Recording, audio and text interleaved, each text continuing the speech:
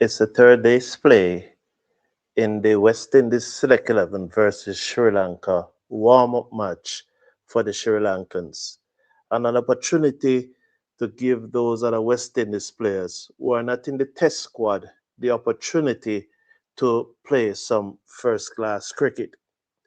Hello everyone, this is the Cricket Forum. This is the number one cricket channel in the Caribbean. I thank you so much for being here and I appreciate your company. We have just resumed the West Indies. The match have just resumed after lunch. And after 1.2 overs, West Indies are 7 for 1 in their second innings. The batsman to be dismissed was Kirk Mackenzie, who went leg before, just before lunch. Having dismissed Sri Lanka just before lunch, West Indies had 2 overs to bat before lunch, and Mackenzie was unable to survive. He was only able to survive 2 deliveries, and he was out leg before. So he made 58 in the first innings and made naught in the second innings. Jonathan Drakes and Akeem Ogis are the two batsmen at the crease, with Drakes facing, and that one kept very, very low, but he kept his eye on it and dug it out. You know, this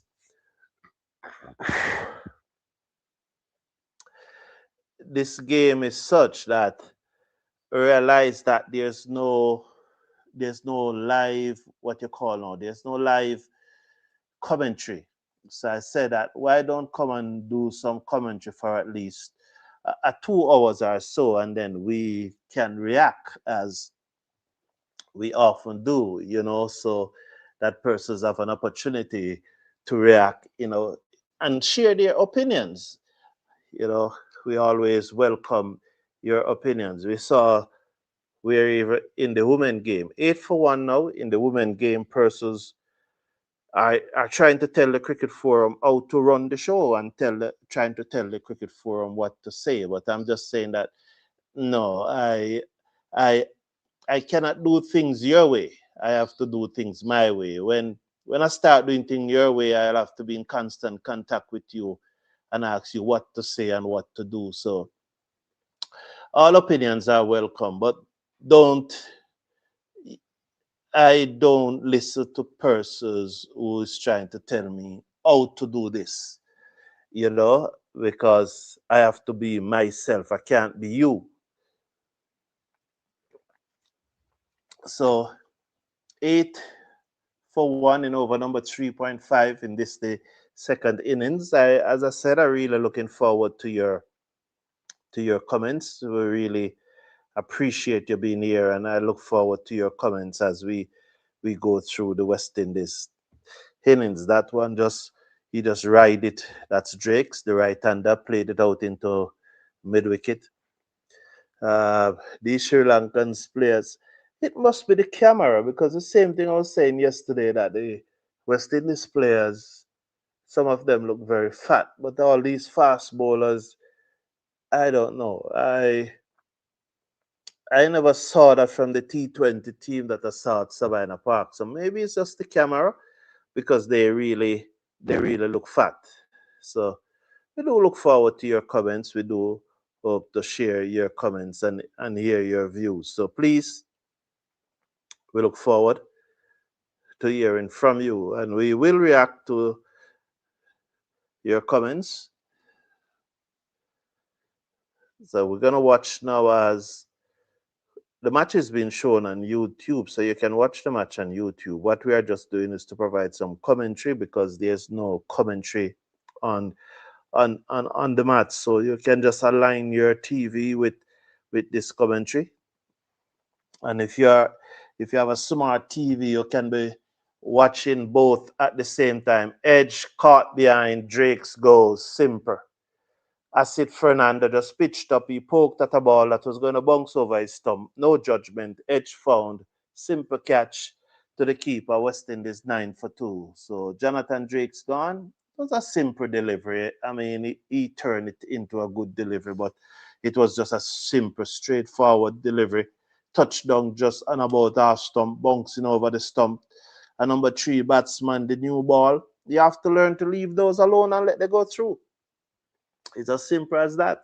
If you can't leave those alone, you're not going to make a lot of runs in Test cricket because those are the deliveries that world class bowlers bowl. Good bowlers are going to always pitch in that corridor. And you have to know where your off stump is, especially when the ball is new. You know, you have to know.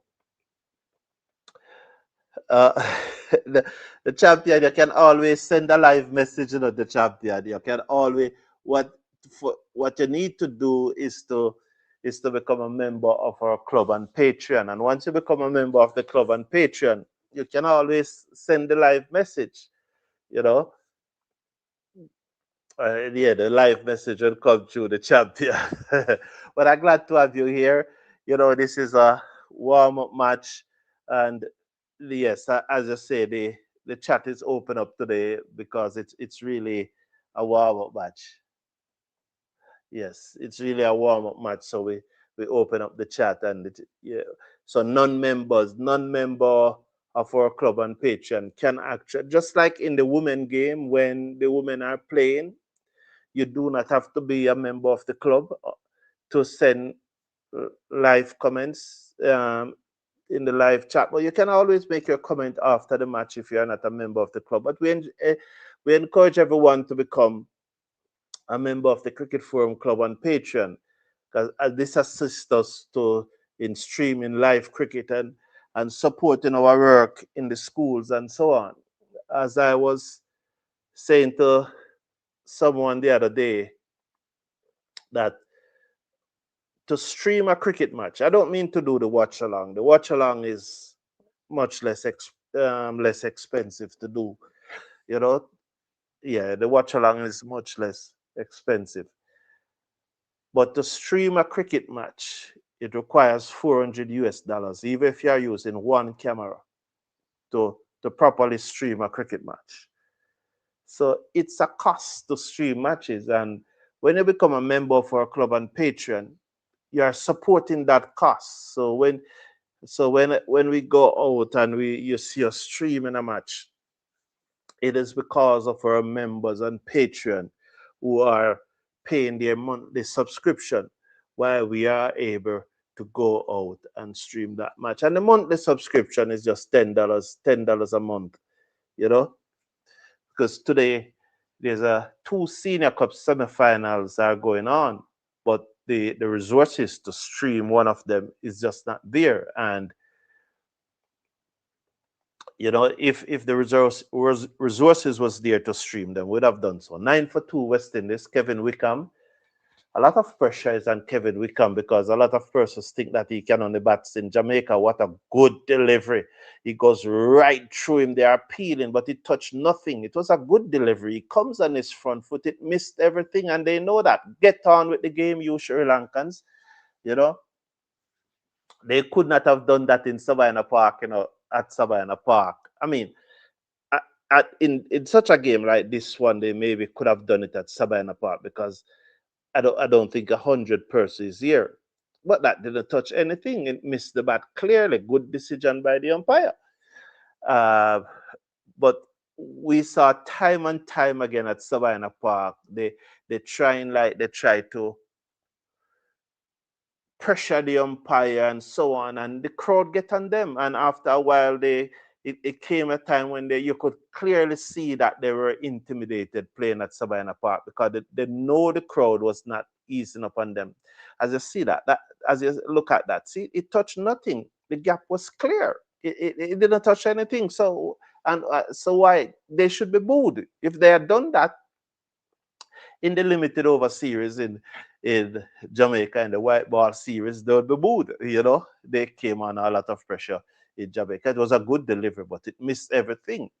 And when you employ good techniques, good delivery miss or hit the middle of the bat, he came forward and it was straightforward. It clearly misses.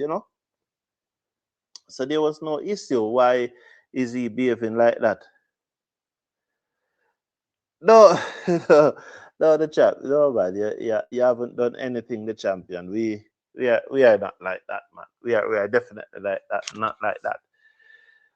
We're gonna watch Asit Fernando, who have gotten the 2 wickets so far. He's bowling with some pace. Kevin Wickham covers up, played it out into the offside. That's the end of over number 5. West Indies 9 for 2 in their second innings.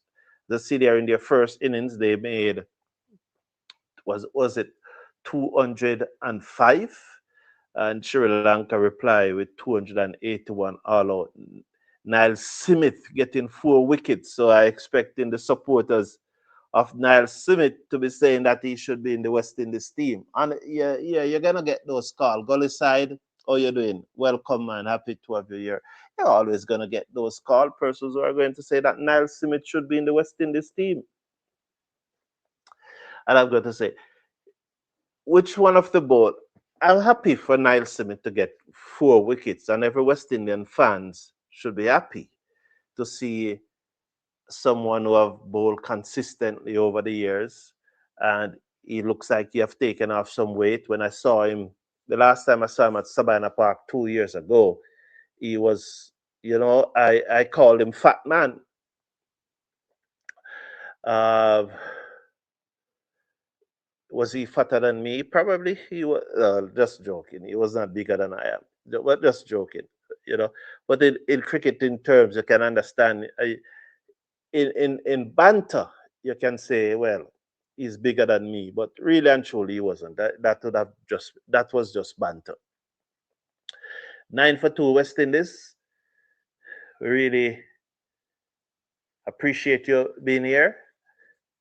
I know you can just you can just split your TV screen, align the match with the watch along, and you'll be seeing both of them at the same times. So this is good. Should you have the one of those smart TVs, so you just align everything, and you're seeing both at the same time. So West Indies 9 for 2 in a little spot of bother. We're gonna watch as Kumara, the right arm fast bowler, comes in. They just look so big. I think it must have something to do with the camera. That ball outside the half stump, Ogis leaves it alone and allows it to go through, and there is no run. So that as an opening batsman, you have to learn to leave those deliveries. Yes. So yes, it was really a good delivery, a really a good delivery. But that was the end of that. It was a good delivery. They didn't need to react the way that they reacted Gully side. So I welcome everyone who is here. I really appreciate you being here. As I said, the match is on YouTube, and but there's no commentary, so I'm providing some commentary. As that one was zoning in on the middle stump, and the young man covers up. That was zoning on the middle stump. The young man covers up, and there's no run. So that's a good delivery, and it was well played. What's wrong with you? You know what they call those? So really look forward to hearing from you. I appreciate your comments. So Guy Seckers.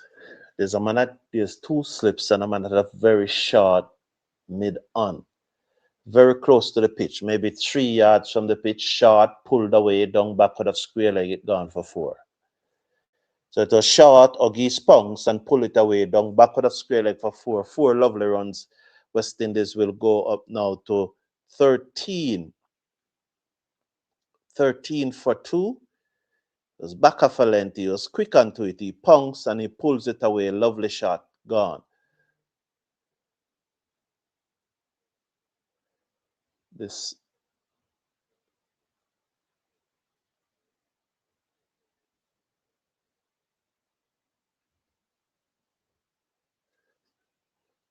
So he's on 8. So he has a 2 force in his 8. So You know, West Indies still trailing by 63. What he needs to do is to rotate the strike. He has faced 20 deliveries for 8. We're gonna watch Kumara now. He's gonna comes in now to bowl to Ogis. The 2 slips goes down, pitched up, turn away to the man at mid wicket who made a stumbling stop. Did they go through for the singer? The ball bounced away from him, so we'll wait and see if they go through for the singer. Uh, yes, they went through for the single. So 9 now to Ogis. The score goes up to 14 for 2. West Indies 14 for 2 in their second innings, having been bowled out for 205 in their first. So there's I I don't understand what you're saying there, Gully side. Simit is I don't know what you mean. BO. I don't know what that means. Uh, I so I don't want to even think what it means because I don't want to have the wrong perception. Or I don't know if it's a typo and you want to correct it. So Ogis keeps the strike is a 9. We're gonna see Kumara now. The right arm fast bowler is coming round the wicket to the left hander. Realize for Kumara they don't have that short, straight mid on right beside the pitch. They only have the 2 slips. He drive outside the half stump, misses. The bat hit the ground. The Sri Lanka asks a question. No conviction in the appeal. It goes through to the keeper. It was clearly bat hitting ground. His foot was nowhere near the line of the ball. He just throw the bat at it. There was nowhere near the line of the ball. He just and is this what you want to see from the youngsters? A ball like that, you want him to just push the right pad and allow it to go through, and it shows control. It brings confidence in you. But when he fires his hands at a ball that is so wide without any conviction, it doesn't bring confidence. That's much better. He drops the wrist and allows it to go through to the keeper. That's much better. That that that, that inspired more confidence, and you have more confidence in his ability to survive. So it's Fernando. It switched to Fernando. They had Kumar and this on the graphics, but now they have Fernando. So I'll I'll I will go with what they have on the graphics. Yeah, it's Fernando bowling. It's on his shirt back. He's over the wicket, bowls to Ogis, who looks to turn that one into the onside, taken on the left wrist. He flashed it off the bat. Uh, Wickham is having a word with him. As I said, this is a crucial innings. Oh, you're saying that Simit is bowling good. Yes, he's bowling well, and as I said, as West Indians, you have to be happy with the fact that he's bowling well, and we hope that he continues to improve, and we want to see him bowling well. Definitely want to see him bowling well and bowling better and better each time and improving. You know, they talk about that 0.5% improvement or that 1% improvement. You want to see that. Fernando Tuogis, Yorker dugged out. Well played, young man. 14 for 2 after 6.4. Good delivery. Yeah, so and you hope not only Simit will bowl well, but you also hope that if others will bowl well. I In the first innings, Bishop only got 1 wicket, but I was very impressed with his bowling. I thought he bowled with great control, only conceding over 2 runs per over, pick up a wicket, but he showed the control that was required, and it's left to see what he will do in the second innings. You know, as Ogis looked to whip that away, we'll wait and see if he got back onto it or if it came off the pad. It went down to fine leg. We didn't. When I'm waiting to see what comes up on the graphics because we saw the umpire signal in the 4, but we don't know if he had signaled by before. So we're gonna wait as he looks to whip that away. It clearly comes off the pad, but we don't know if he got an inside edge onto the pad. Yes, it was 4 runs, so he moves up to 13. he got an inside edge onto the pad, and so he moves up to 13. West Indies 18 for 2. Ogis made 18 in the first innings, so that should be his first target to surpass the 18, and then he sets another target. Fernando down the leg side again, and he works it away down back for the square leg. And one more to the young man, putting him up now to 14. The West Indies score will go by 1 to 19 at the end of over number 7. So 19 at the end of over number 7. And as I was saying, that it's good to have Simit bowling so well, and I'm happy for him that he got 4 wickets. And I am waiting to hear the calls that he should be in the West Indies squad. I can't wait to hear them. I know that they will come. 19 for 2 after 7 overs, West Indies in their second innings. Jonathan Drakes and Kirk Mackenzie are the 2 batsmen who have been dismissed. So we're going to see now. It's a long time Kevin Wickham hasn't faced a delivery, Ogis is seemed to be getting a run off every last delivery, It's a long time. It's probably about 3 or 4 overs that he hasn't faced a delivery. So the West Indies select 11 continues to trail by 57. They're showing that replay that they're saying that it didn't get an inside edge to it, but it's the umpire that matters. That kept low as it goes through to the keeper. 19 without loss. Huggies is on 14. He's on strike. It's the umpire decision that matters. They're showing it. It doesn't look like it got an inside edge to me, but the umpire is closer to me, closer to the action than me, and he's probably seeing things that we are not seeing. So clearly, we have to give respect to the umpire. Please keep the comments coming. I would love to hear your opinions. You can share your opinions. What you think about the match tomorrow morning, with the World Cup match between Sri Lanka and West Indies. Seem to be playing Sri Lanka a lot these days. Lovely delivery. That one pitched and it leave the left-hander.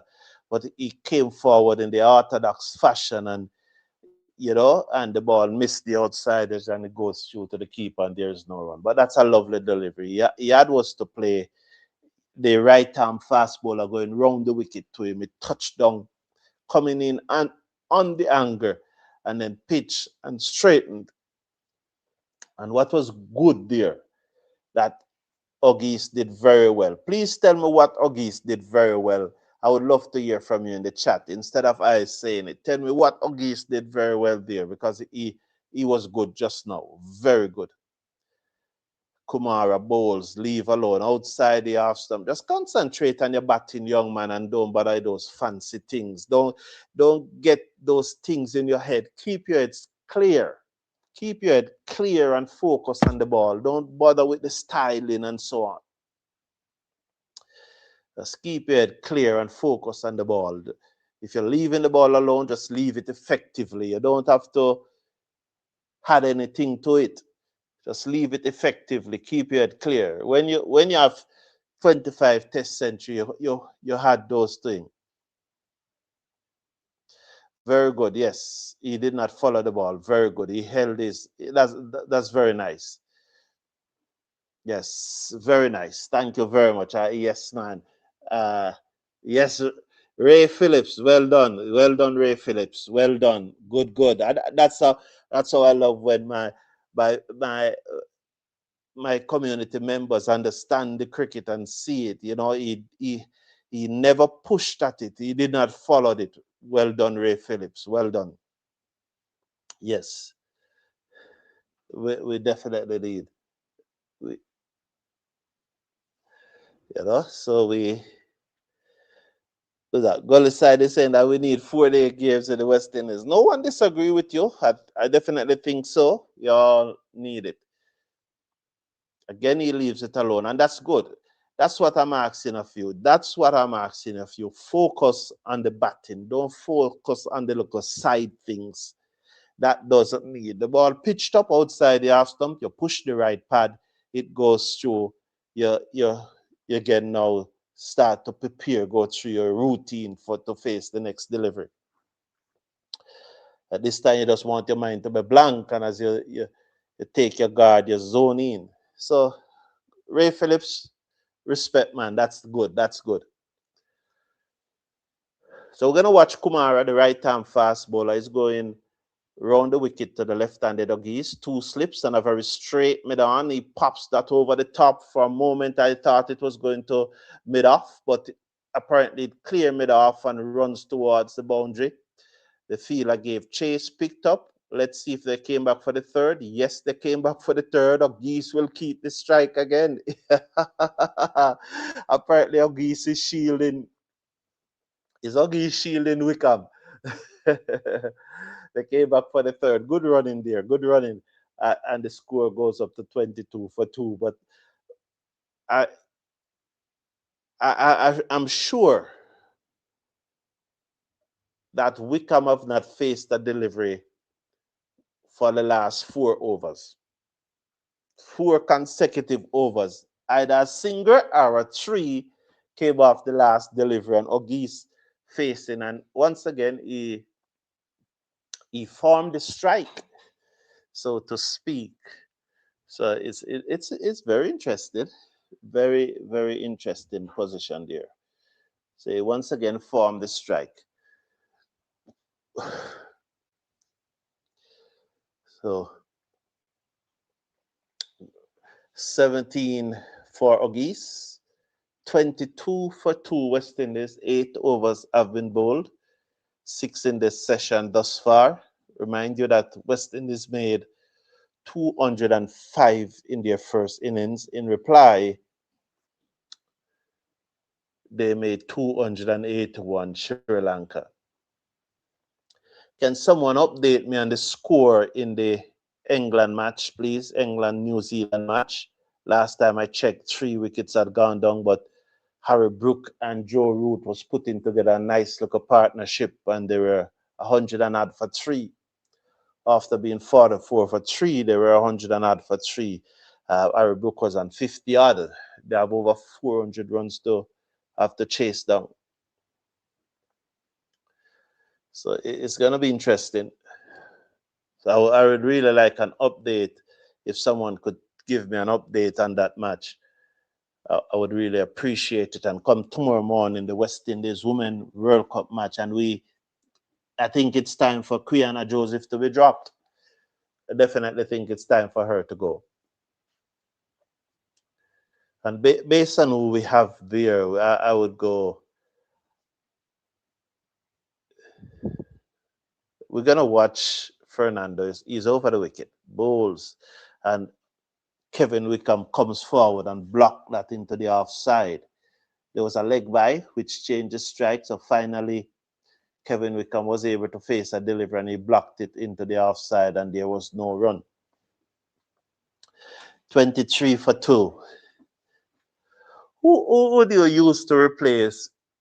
If you agree that Quiana Joseph should not play in the match against Sri Lanka, if you agree, it's very unlikely that she won't play. But I think she and the coach is so close that.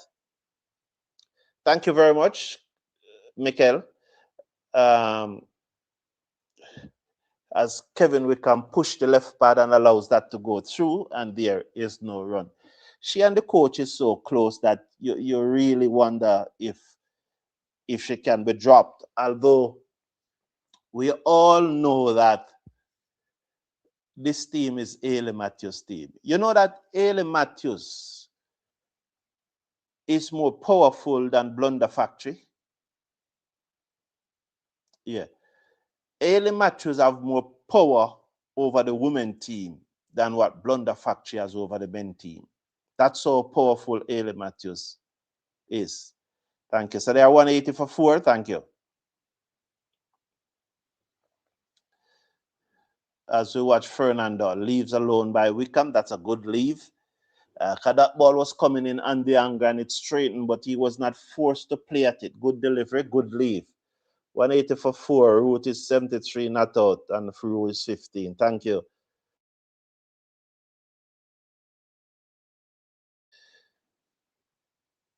Root is 73. So Harry Brook gone.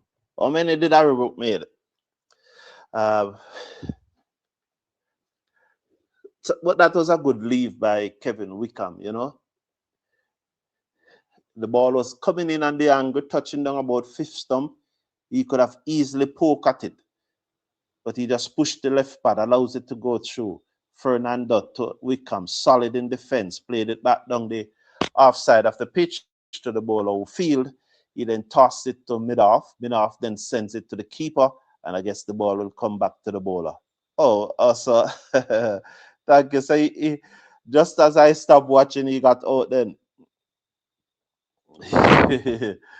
So maybe he was waiting for me to stop watch so that he could get out. All right, thank you, Michael Douglas. I appreciate it, man. Yeah, he waited for me, like he was saying. I don't want to see a boy Brown. I don't want you to see me get out, you know. Yeah, so solid in defense again. So clearly, should Quiana Joseph be dropped? 23 for 2 at the end of 9. If you agree with me, or if it is your position that Quiana Joseph should not play, who should we play in her space? We can only play one from the 14 that is down there. We have Shanisha Hector, Manny Mangru, Zayda James. That's 14. What am I missing out? I'm missing a name right now. Which name am I missing? Which name? I'm missing a name. Trying to go through the squad in my head. And that's just 14.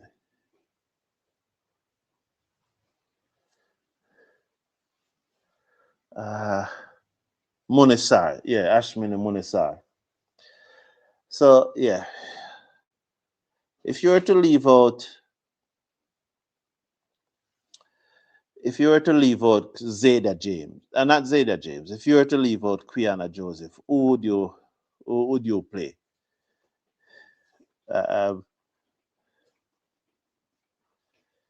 It will be a very interesting. I would love to hear your view. Which one of those 4? I don't think Mangu or Munisa would come into it. But I more think it's likely James or Hector. So it's yes. Yeah, he was, yes, Jolly Brown, thank you. Yes, he was going great guns. He was going great guns, yes, man. And because he surpassed Root, you know, because he reaches half century before Root, although Root was batting before him. Yes, so he continues to score quickly.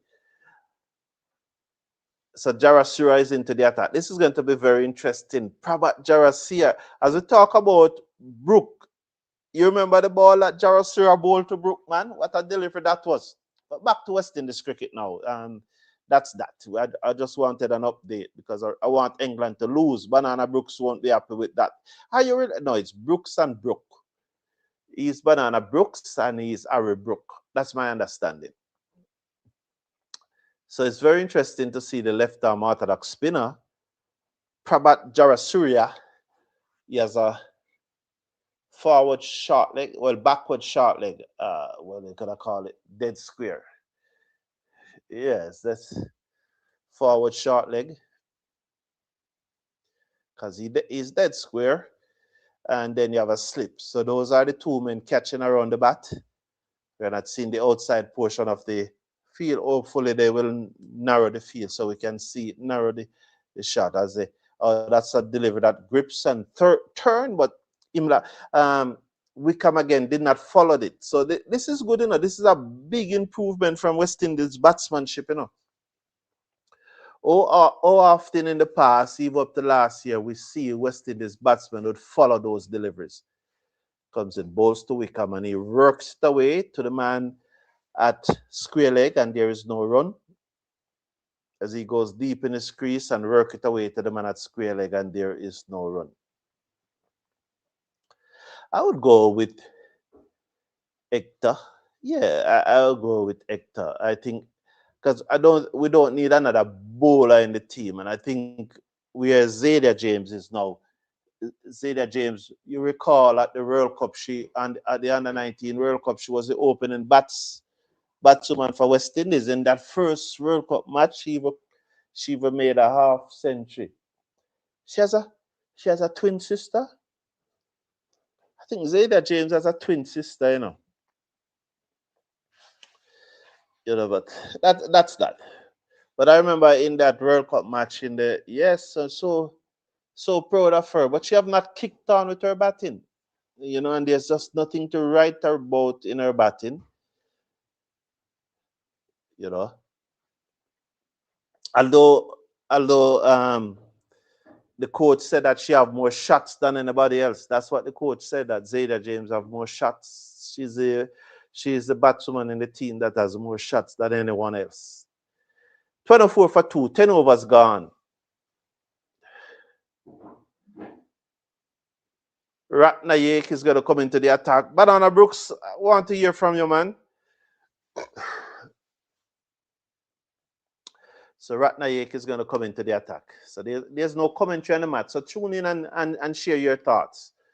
So Ratnayek, the right-arm seamer, ball to the left, and the Greaves was a short delivery, and he was pulled and missed as it goes through to the keeper. So the West Indies select 11, 24 for 2. Short, he looks to pull. It goes through to the keeper. I heard somebody saying that Greaves is a very good batter of pace, but he just cannot bat spin. So we'll see. Sorry about that. Yeah, I'm telling you, I would appreciate it right now. Yes. Yes, please do. He just dabbed that one down into the gully region, and there is no run. That's Oggy's facing. Ratnayek. So yeah, tomorrow morning, the third World Cup match. West Indies have won 2 out of 2. Can't take any team in this competition for granted. Sri Lanka have just beaten us in a series. And that's one of the reasons why, according to your comment, that's one of the reasons why I wouldn't play Quiana Joseph against Sri Lanka. When Sri Lanka was here in the West Indies earlier this year, they stifled her. They were the first team who employed the tactics of bowling full and straight close to her body. Yes, they were the one who showed the world that's how you bowl to her. Don't allow her to free her arms, stifle her. So I would really play against them. I would prefer to go with Shanisha Hector. I would definitely prefer to go with Shanisha Hector.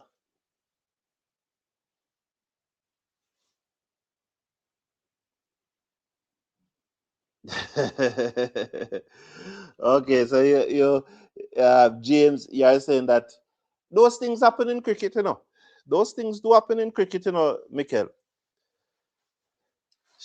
And I think you are right. I think she always getting her out for truth. She have gotten her out on a number of occasions, in the first over too. She have her in her pocket. You are right. That's a good observation there, young man. Those are the types of observation I love to see. 24 for 2. West Indies, 10.5 overs have been bowled. Greaves is an 18 from 40 deliveries. Wickham yet to score after 15 deliveries. The important thing that they are still batting. and it's very important. They need to spend time in the middle. As Ratnaik bowls to Agis, who covers up and played it out into the offside, and there is no run. End of over number 11. West Indies 24 for 2. Milan Ratnaik bowler made it there. So Agis will take is an 18, and Kevin Wickham will take strike. He's a not from 15 deliveries. But that's a good one. Yes, I remember in this series now that she gets her out a lot in the series that we played over there last year. Although we got 6 love. England gave us 6 love, but Zayda James did get Wyatt Hodge out a number of times. So it's interesting. It's an interesting call, Michael Douglas. Definitely an interesting call. But I'm not playing Quiana Joseph against Sri Lanka. Not playing her against Sri Lanka. They're going to bowl full and straight to her. And they're going to stifle her.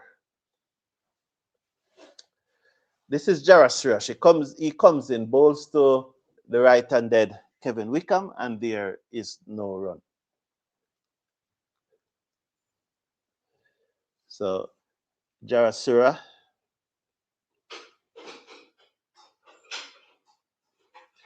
He comes in now, bowls to the right-handed Kevin Wickham, who looks to get off the mark, but it went straight to the fielder at cover. And again, there is no run. 24 for 2. The spinners. Let's see now. She comes in now. He comes in. Round the wicket. Bowls to Jarasura. Forward again. Yeah, that's quite possible, Mikel, that's what happened. Yeah. Yes. Yeah. That's very quite happened. You see that the Jamaica Empress. The Jamaica Empress is now in the WCPL. And our squad has been Zayda James. I think Wickham pulls in the air and he's out. He gave it away for naught. So there's a long up which he should have hit out of the ground, and he just lobbed it in the air. The man running around from mid-on. Took a relatively comfortable catch. One was hoping that it would have dropped, but he reached there quite comfortable. So Wickham there, just trying to look at the technique. Did he? Oh, too many movement. Too many movement. You can't make so many movements when you're playing that shot. The ball is always going to be on you, and you're not going to have time to hit it away. It was too many movements. He pressed forward on the front foot, and then he tried to rock back on the back foot again, and then he tried to go back and across, and you just can't. You don't have time to do so many things before you play that shot. When you press forward on the front foot, you just have to decide then that you're going to play it from there. You know, and that is coaching. Look, 1, 2, 3. That is coaching. The ball is going to be on you before you play that shot. You can't move so many times. Was it a lack of judgment that's why he pressed forward on the front foot? You know, it just can't work. It can't work. You're not going to have so much time to play the shot. So and I think I can understand him going back to try and play that shot, but once you press forward on the front foot, you have to hit it from there. You can't now decide to go back on the back foot.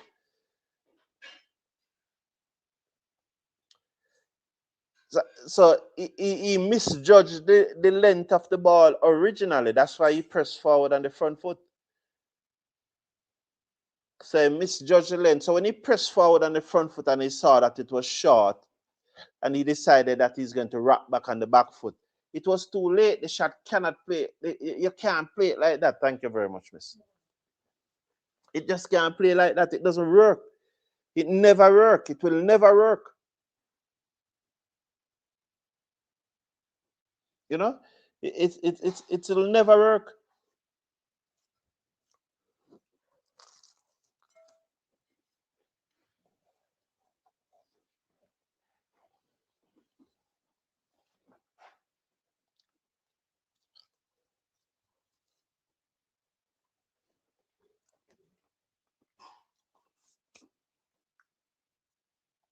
So the new batsman is Savory, the Guyanese. Well, I usually try my best not to.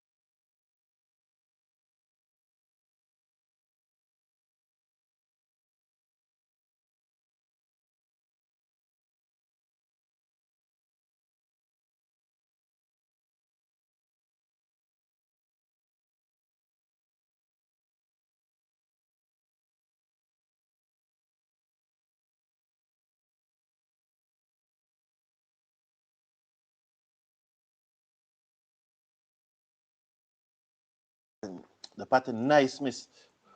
Yes, man. 25 for 3. So he just gave away his wicket like that. Just didn't like it. Absolutely gave away his wicket.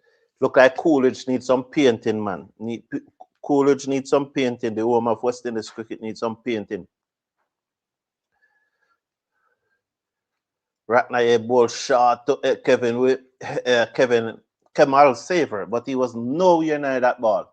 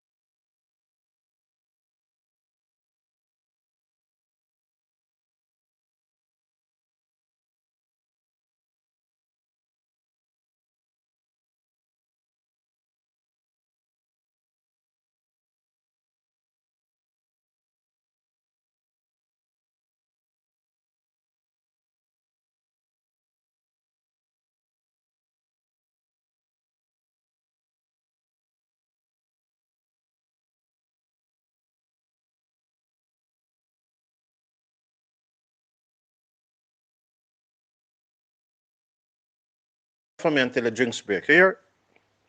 Oh, it looked like it's a drinks break. Is it drinks break? Yes, it's a drinks break. So, all right. Just I'll be back with you very shortly.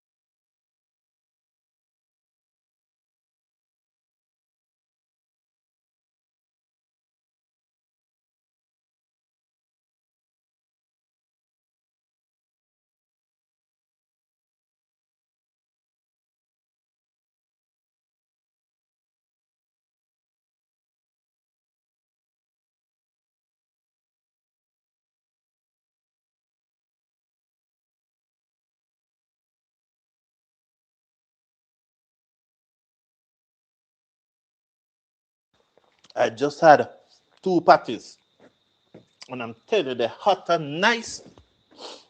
2 juicy patties. So thank you for being here. Well, thank you for staying. Um, really disappointed with the dismissal of Imla. Absolutely disappointed with the dismissal of Imla. As Jarashia comes in balls to, it's say the graphics is saying Savory, but that definitely looks like it's Ogis on strike. So Ogis is on strike.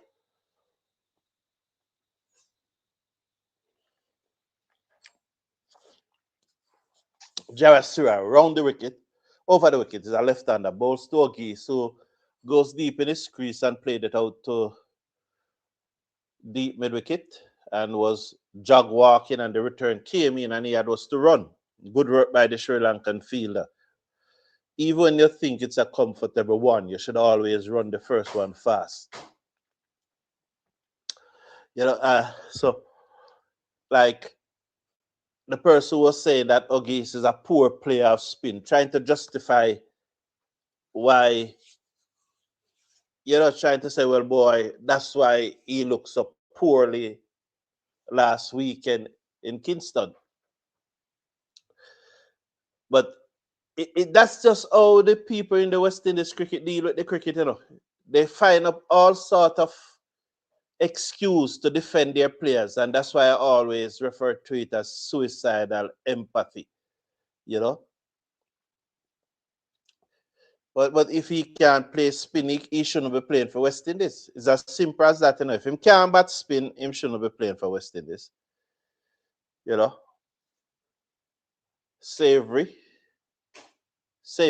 just coming off the mark. Oh, that's his second run. He just drive that forward into the covers. The camera not following the ball right now, so we have to work with it. We understand these things. Greetings, Atina. Welcome, man. Gully side, Jamor Small, Gully side, one saver to make 50. No, late, no, man. This is a warm-up match. A test match begins next week, late. Yeah, is Sri Lanka playing here no late? So Sri Lanka will be playing a warm-up match, and then is the same players that are going to play the test match, right, Leighton? It's the same players that are going to play the test match. So the test match comes up later this week. This is a warm-up match for the Sri Lankans before they play the test match. Yeah, so as you see on the screen there, the test match starts the 25th of June, the first test, and the second test, the 3rd of July. So the 25th of June, the first test starts, and the second test starts the 3rd of July. So this is their warm-up match before the test match, Leighton. Appreciate the question. Yeah, man, respect every time. So Ratnaik is going to continue. He's going to bowl to Akeem Gus. So he has passed his first inning score. So his next target now should be 30. You want to go past 30. You're going to do it in batches. Then his next target should be 30. As he leaves that one alone outside the half stump, it goes through to the keeper, and there is no run. So West Indies select 11 still trail by 44 runs. Kevin Wickham dismissal. Some batters tend to throw their bats instead of using their feet to get closer to the ball, said Jamor Small. So I'm coming to that, Jamor Small, and but I want to talk.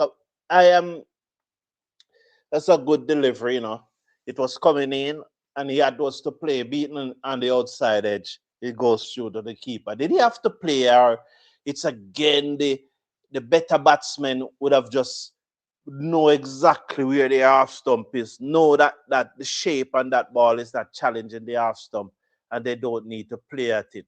So did he really need to play, or the better batsman won't have to play at that?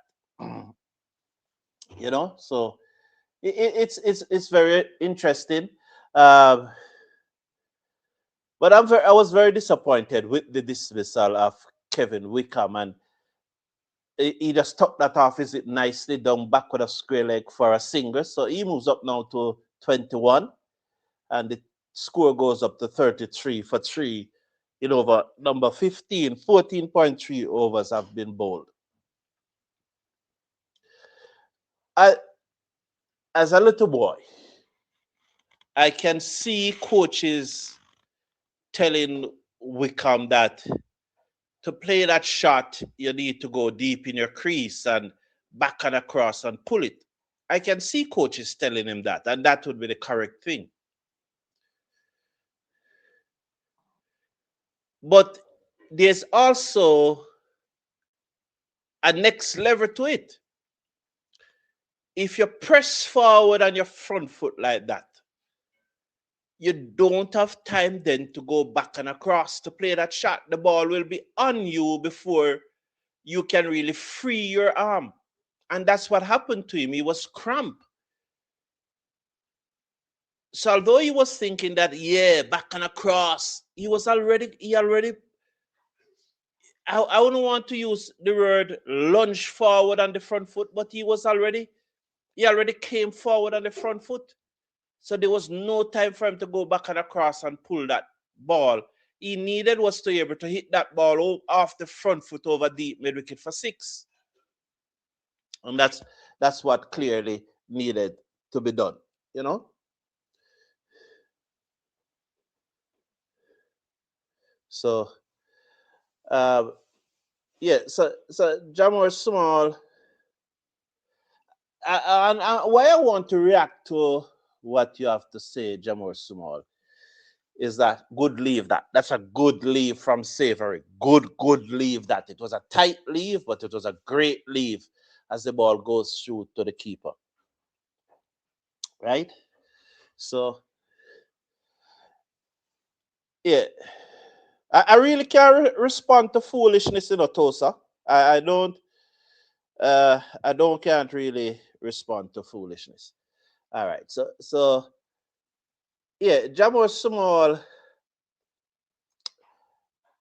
I saw the West Indies ladies, especially Shimane Campbell, Stephanie Taylor, Jazara Claxton, using their feet to get to the pitch of the ball and to be able to play their shots. And I'm wondering if the male team, the men's team, is looking at how these ladies approach the spin bowling. You know, I was there. I was wondering that Jamor Small, as Jarasria comes in, bowls to Ogis, who covers up and played out into the offside, and there is no run. So I was really wondering if they understand that, and they are practicing that. I recall when before Blunder Factory Chase called Hooper out of the training setup, because he actually ran him out of the training setup. He ran him out because the players realized that Carl Hooper was highly skilled, and the players were gravitating towards Carl Hooper because he has so much information to pass on to them, and they saw what he was saying was when they were implementing it. They saw that it was actually working. As Ogis was that Saver covers up and played it back down the inside of the pitch. 34 for 3. So Blunder Factory became jealous. And because of his jealousy and his ego and his pettiness, he chased Carl Hooper out of the West Indies coaching setup. As a result of that, because he has to find some yes men around him, he went for Reefer, who knows nothing about coaching batting. And we saw that the 26 against Australia was a result of that. You know, so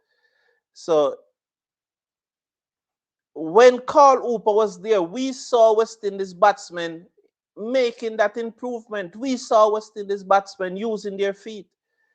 But Blunder Factory can't manage that. Can't manage it. His ego doesn't allow him to manage that. Yeah, both Shamar Joseph and Alzarri Joseph are in the test squad. The test squad of 5 seamers, who I think are the best 5 seamers in the West Indies at this time.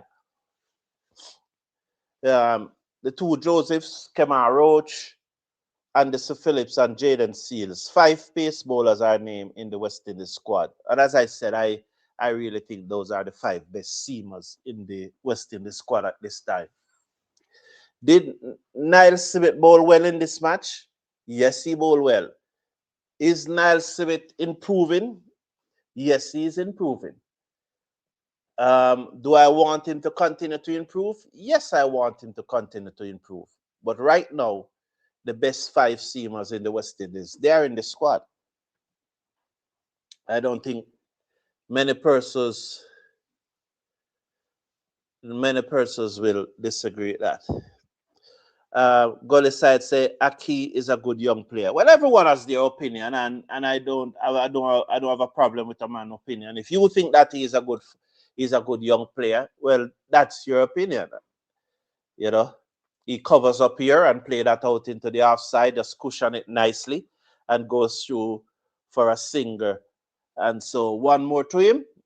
He goes up by 1. I think he's now on 24. 23. West Indies 35 for 3. So as I said, his next target should be 30. So what he needs to do is to concentrate on 1 ball at a time. Just 1 ball at a time. Don't get ahead of himself. Ratnaye bowls to Savory, jumps as he plays that off his hip down to the fielder on the fine leg boundary for 1 more. He moves up to 3. West Indies move up to 36. 36 for 3. 36 for 3. 36 for 3. Want to thank everyone who are here, and I always appreciate a good banter. Always appreciate it. So I really look forward to your comments. So I appreciate a good banter. Ratnaik is over the wicket, round the wicket, bowls to the left-handed Ogis, who just push the left pad, and that's good. The right pad, should say. He just push the right pad, allows it to go through to the keeper, and that's good. He's looking good here, you know. He's looking very good. So hope that he goes on to make, well, as I said, I want to say his next target is 30. Take it 1 delivery at a time. 1 delivery at a time. But back to your comment, Gully side. There's no good test batsman in the West Indies, you know, none. The West Indies does not have a good test batsman. Yes, the West Indies does not have a good first-class batsman. None. There's none. So everyone entitled to their opinion, and you said that he's a good player, but for me, there are no good first-class batsmen in the West Indies. Not one. Not one. So 37 for 3, 16. We wish them all the best, but there's not one. But again, everyone entitled to their opinion. Round the wicket, bowls to Ogis, and Ogis allows that to go through outside the half stump, and the Savory should say. Savory allows that to go through outside the half stump, and there is no run. 1 delivery to come in over number 17. This is the post-lunch session on the 3rd day of the West Indies Select 11 versus Sri Lanka. 4-day first-class match. I'm happy that they did not turn this match into a corrigoat match and let it be a first-class match. In recent times, you are seeing that West Indies want to turn these matches into a corrigoat match. I guess Sri Lanka said we are not going to play unless it's a first-class match. As that one is stirred into the outside by Savory, and if he keeps the strike, the score moves up to 38 for 3 at the end of 17. Savory's on 4. Akeem Ogis is on 24. West Indies 38 for 3 after 17 overs, batting in their second innings. In the first innings, West Indies made 205 all out. The top scorer there was Kirk McKenzie. He made 58. So Kirk McKenzie made 58 in that match, in that innings. And now we are 38 for 3. Leading the line thus far is Akeem Ogis, the little left-hander. So Savory is also there, keeping his company. And Jarasuria, the left-arm orthodox spinner, is to continue. 38 for 3, West Indies in their second innings against Sri Lanka Select 11. We look forward to your comments. We really appreciate your comments. And please become a member of the Cricket Forum Club on Patreon. The link is in the video description. Just click on the link and become a member of the Cricket Forum Members Club on Patreon. Jarasura is over the wicket. There's a slip on a forward short leg, bowls to Kemar Savory, who plays it down to long on for a single. One more to the total. He moves up to 39. 39 is his total. 39 for 3. West Indies just barely going at over 2 runs per over. Down the pitch, good, drives back to the bowler on the bunks. That's what they call a spectator's catch. I'm almost sure that it was on the bunks, but it's good to see him using his feet. I'm going to watch now. I'm going to watch. The Jarasura decide to go round the wicket to the left-handed Ogis. There's a slip on a forward back and a forward short leg is backward. That means he's behind the crease.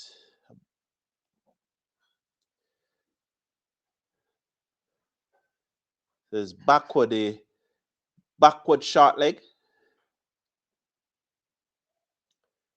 So it's at backward short leg, 39 for 3. We're going to watch now as Jarasura is going to come round the wicket to the left-handed Ogis. He's in down the pitch.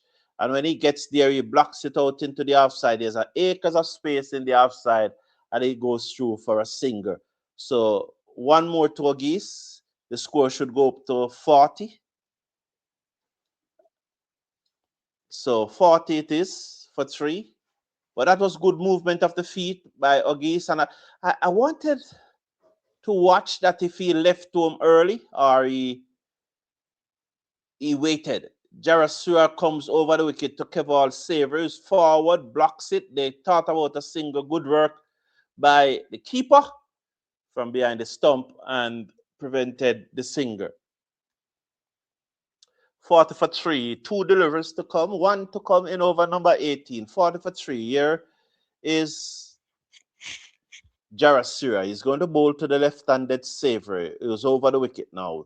There's a slip on a backward short leg. He comes in down the pitch. He drives. Can't beat mid-off. Would have the field cleanly, but he stopped it from passing him.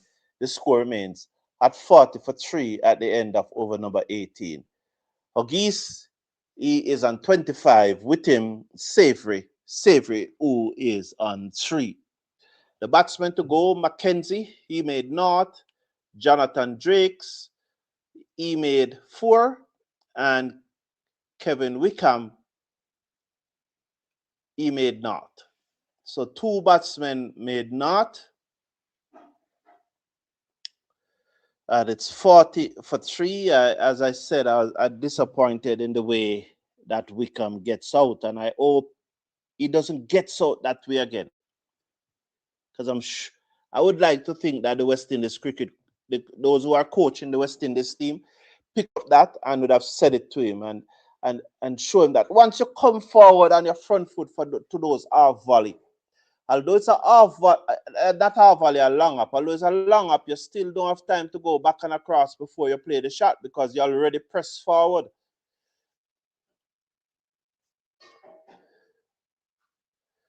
As who is this new bowler? But then Ogis there looking to turn that one into the onside. It came off a leading edge.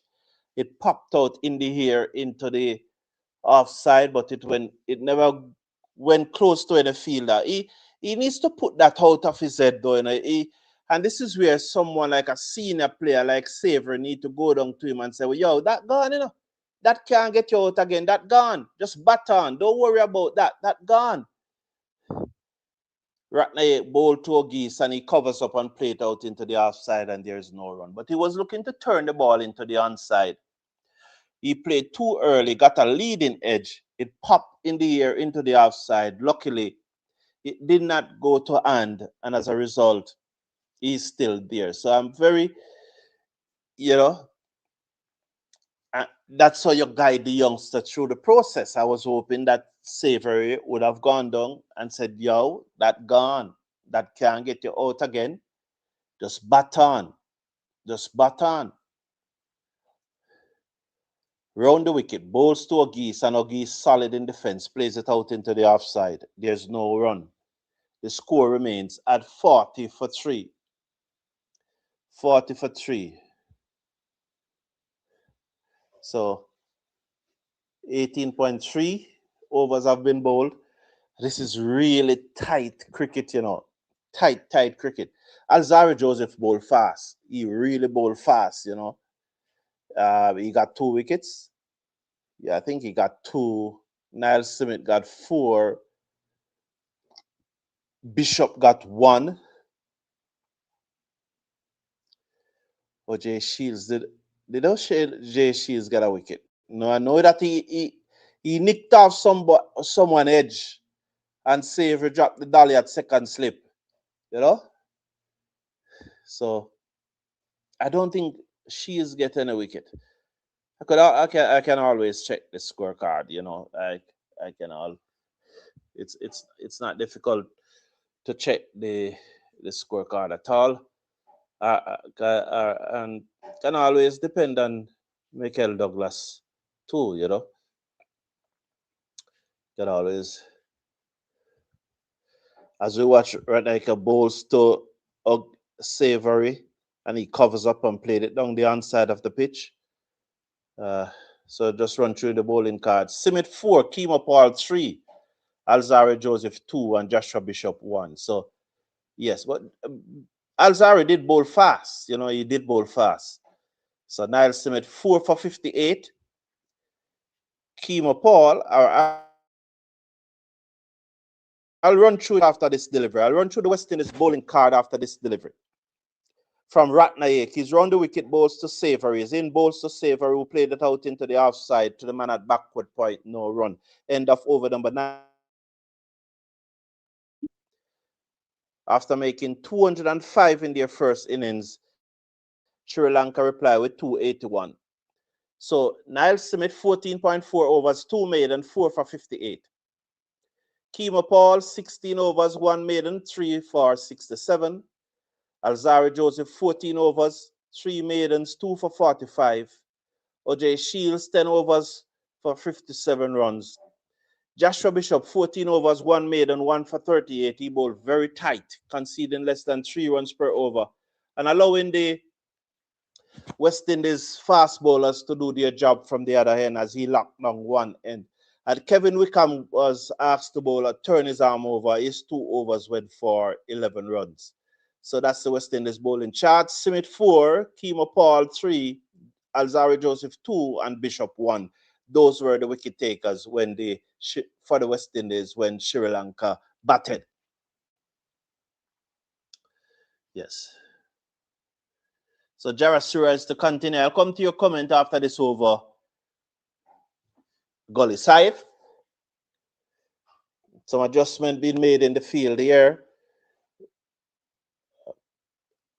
As 27 for Ogis, 5 for Keval Savory. Jarasura continues to operate. He has bowled 5 overs, 5.1 overs, 1 for 9. Kevin Wickham gifting his wicket to him. 42 for 3. So there's a slip, a leg slip, or you could say a leg gully. That's more like a leg gully and a forward short leg. A slip, a leg gully, and a forward short leg. 3 men around the bat. Jarasura to Savory, who blocks it to the man at forward short leg. And then you have a man at a very short, straight mid-wicket. So 4 men around the bat catching. Interesting time. We love to see this type of cricket. We really, the cameramen need to just zoom out so we can see it. He's forward and he blocked it out into the offside. So maybe they're going to put in a silly point now. They'll probably say, we need a silly point. Jarasira wheeling away. It's a good look left arm leg spinner, left arm orthodox spinner. They are contemplating it. So there's a slip, a leg gully, a forward short leg, and a straight mid-wicket. Very short, straight mid-wicket. Jarasira over the pitch. Savory down the wicket and played it to that man at the short, straight mid-wicket. You could say short, mid-on, whichever you choose. I think it's more mid-wicket. Short, straight. So here is Jarasira. He's over the wicket. He bowls to the left-handed Savory, who's off the back foot and ease it down towards the fielder on the backward point boundary for a singer. So ease up to 6. Geese will come into strike. West Indies move up to 43 for 3 with 1 delivery to come in over number 19. 1 delivery to come in over number 19. West Indies in their second innings. These two have added 19 thus far for the 4th wicket. West Indies still trail by 33. Jarasira to Akeem Ogis, who uses his feet and then just realized that he was not to the pitch of the ball and he just stood there and he blocked it in almost Herbert Chang fashion like. And it's the end of the over. 43 for 3 after 20. With Ogis on 27 and Savory on 6. You said Hooper have more experience than Blunder Factory. Clear. Yes, he would have had more experience than him. He also more skillful than him and more knowledgeable than him, more qualified than him, more certified than him. So it's not only the experience, because does Gordon Greenwich have more experience than Hooper? Yes. But is Greenwich as skilled as Hooper as a coach? I doubt that. So the experience alone really is just one of the variables. One of the variables. One of the variables. But there are others like qualification, certification, skill sets. Those are all others. So Ratnaik is going to continue. He's going to bowl to Savory, who's on 6 from 31 deliveries. Akeem Ogis is on 27. This is the West Indies Select 11 versus the Sri Lanka first and only warm-up match. Remember, this test start next week, the 25th. I think that's Thursday. Thursday is the 25th. And he pitched up to Savory with it down the ground. I don't see the ball, so I cannot tell you if it gone all the way. No, it bounced as the umpire signaled 4. I don't know if you saw the ball there. I never saw it. But the umpire signaled 4, 47 for 3. As Ratnaik bowling over the wicket to the left, round the wicket, over the wicket, sorry. Ratnaik bowling over the wicket to the left-handed Savory. And he pitched up into the half volley. No intention of keeping it down. Hit it in the air, over the top, down to the boundary for 4. Good shot there by Savory. 47 for 3, West Indies. So good shot there by Savory as that one was pitched up and he was into the drive. He hit it over the top. As I said, the Senior Cup semi-finals are going on.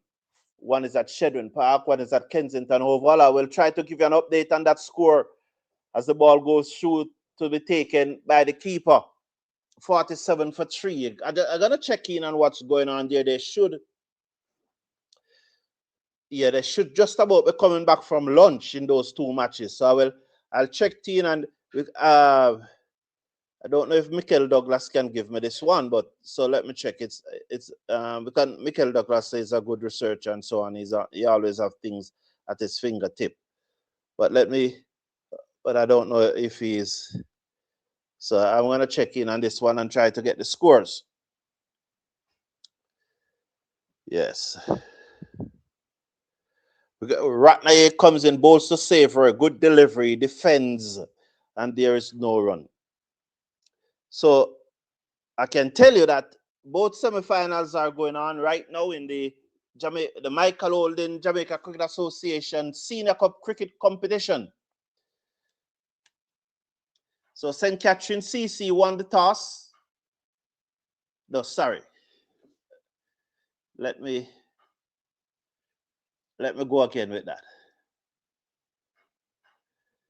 So Melbourne, Kensington's, the match at Shedwin Park, right, has pulled a lovely shot by Savory in front of square. Oh, I thought it came right out of the screw. It didn't.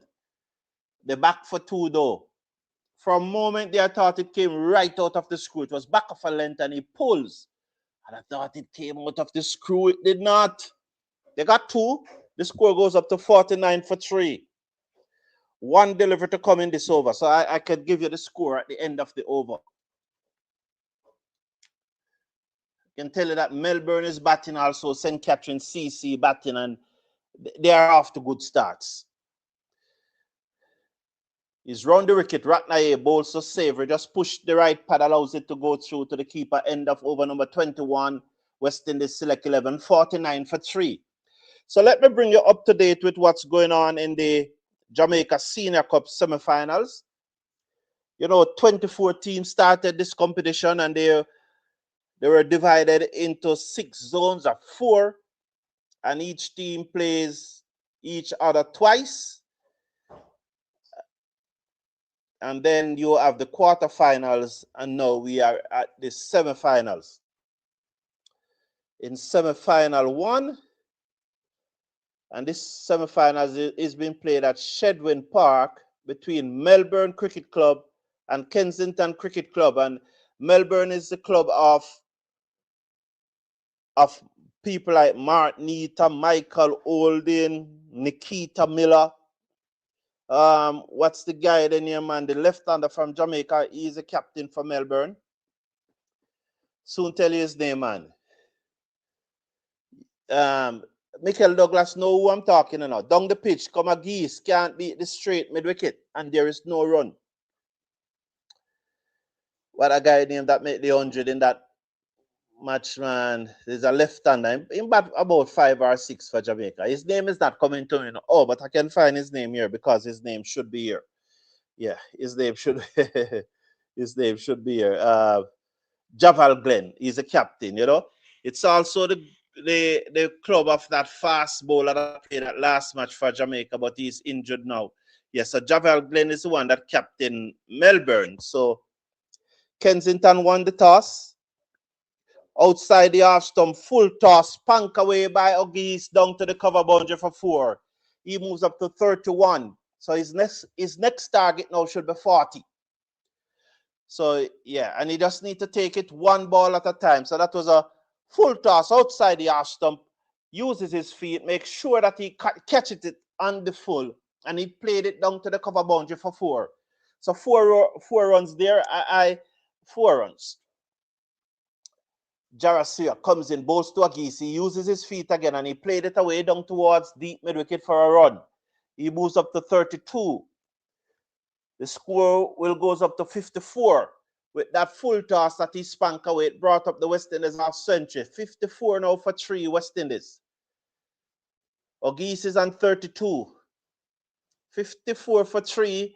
Savory on 12 comes into strike as Jarasira with a slip. A leg gully and a forward short leg and a very straight short mid-wicket. He's over the wicket. The left-arm orthodox spinner bowls to Savory. He blocks it to the fielder at forward short leg, and there is no run. The score remains at 54 for 3 in over number 22. Jarasira literally reversed to his bowling mark. He got the ball now from that fielder short mid-wicket. He walks in, and he comes in now. Bowls off the back foot.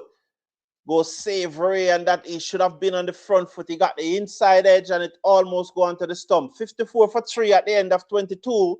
Agis is on 32. Savory is on 12. So let me go to the Jamaica Senior Cup and stop talking around it. So Melbourne versus Kensington at Shedwin Park. Melbourne 153 for 1. 153 for 1 with Chadwick Walton not out and 68. You would have known that name. The batsman to go was Garfield Tomlinson for 4. And Ronaldo Ingram is on 76.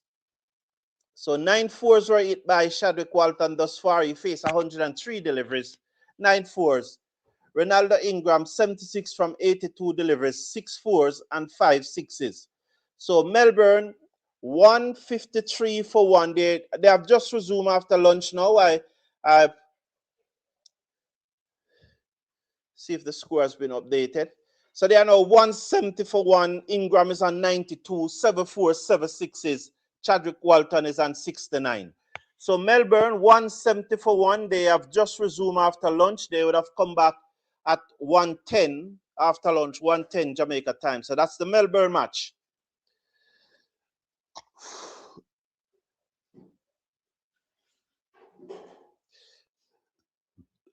So the second semi-final, which is between Trelawney Cricket Association. Good to see a team from rural Jamaica making the semi-finals. So, but they are under the coach. So this match is between St. Catherine Cricket Club and Trelawney Cricket Association. And this match is being played at Kensington Oval. Come on, O'Geese, you need to get back your concentration. For 2 consecutive deliveries, he flirted outside the half stump. And Savory is going down to have a talk with him. So Trelawney Cricket Association won the toss and opted to field. And St. Catherine CC, this is saying at lunch, they are 199 for 1. With Kemar Lewis, a lot of you would know him. Kemar Lewis is on 115 not out, and Kevin Letman is on 70 not out. So 199 for 1. Dan Zayat Jr. was the first to go. He played for St. Jago in the schoolboy cricket. He made only 1. He was out by Ranique Lewis. So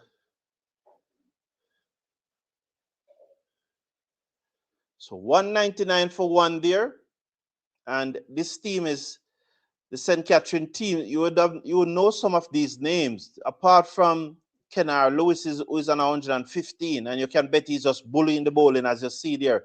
11 fours and 6 sixes at a strike rate of 143.75. This is T20 cricket strike rate.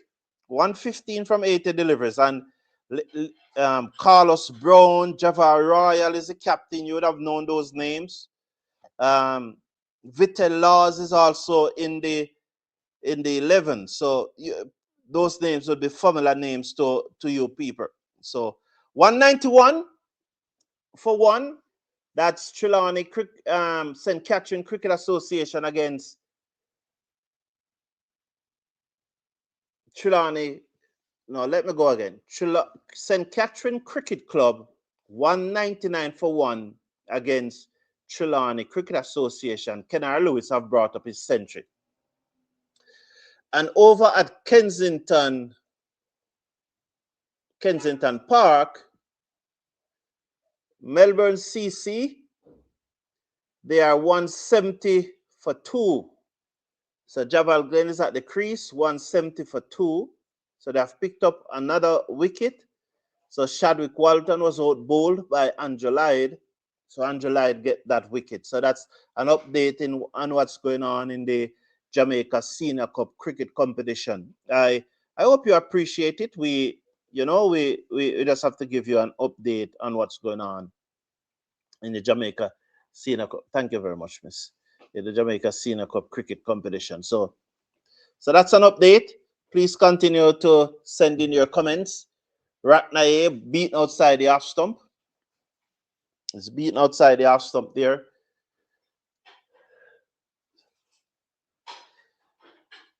At the end of the over, 55 for 3 after 23. 55 for 3 after 23. Ratnaye bowled that over just now. Let's continue to bring you live action from the West Indies Select 11 versus Sri Lanka warm-up match. This is good practice for our youngsters, you know. Very good practice for our youngsters. Very, I'm happy for them. I'm happy that they could get this type of practice in because it's important. Because person often say that they don't play against top class bowling and so on, and you cannot judge them for what they do in the regional 4-day. And so this is good bowling. So persons will look at Kirk McKenzie 58 and say that's a proper 58 because it was against good bowling. They would probably say that if he was playing against a regional team, that 58 would have been 100. You know, but it's what it is. Ogis is on 33. Let's see what he can do. As I said, his next target should be 40 as he came down the pitch and drive that past the bowler. The fielder from long on have to run around to come to long off. I hope they run 3. The second and 2, which is very, very poor. Well, I don't even know if they run any because we are not seeing. We are hoping that they run at least 2, but they should have run 3. Well, they did run 2, as you saw the graphics came up on the screen there. They did run 2, but that was poor running. That's absolutely poor running. So there's a slip and a backward short leg as Jarasir is coming over the wicket to Ogis.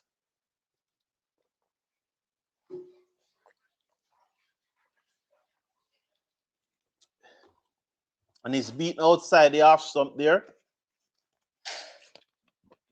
Sorry.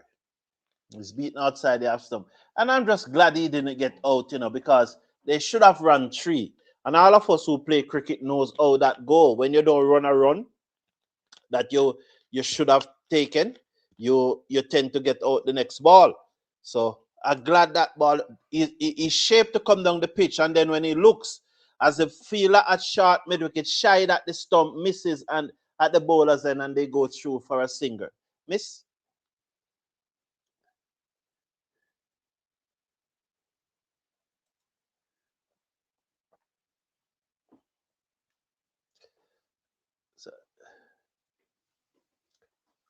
So 57, 58 now for 3s and 36. Freezer. Thank you.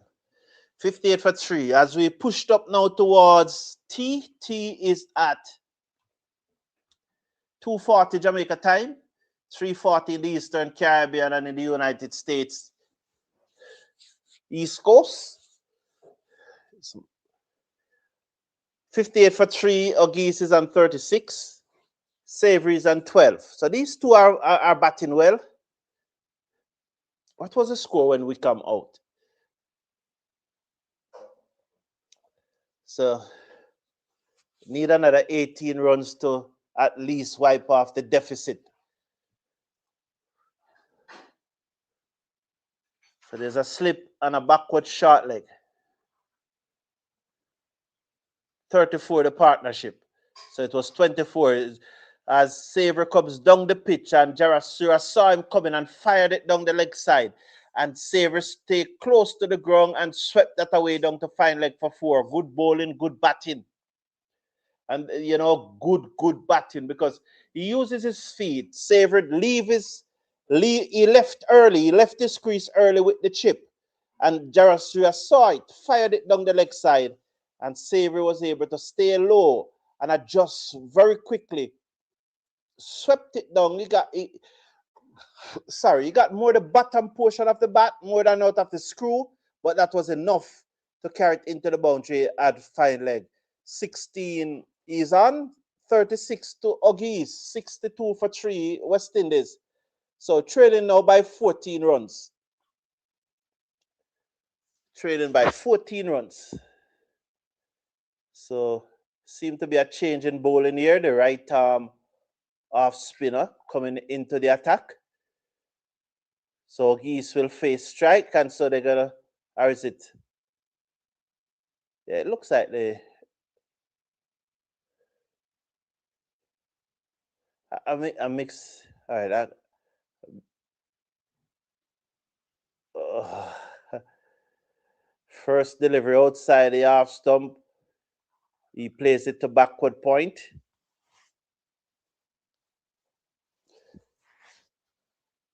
So the right arm off spinner is into the attack. So Ranaka is out.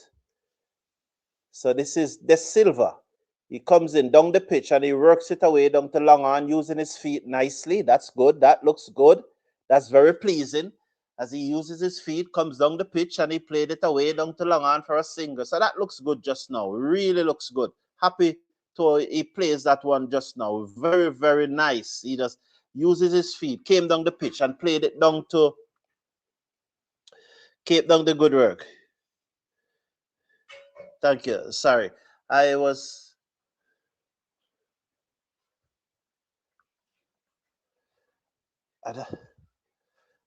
let's watch now. Is Da Silva. Goalie side is saying Jomel should we playing. Rephrase that for me because I don't quite I don't understand what you're saying, goalie side. I don't know that Jomel is not a good Jomel is a stigma in Jamaica, you know. So I don't know.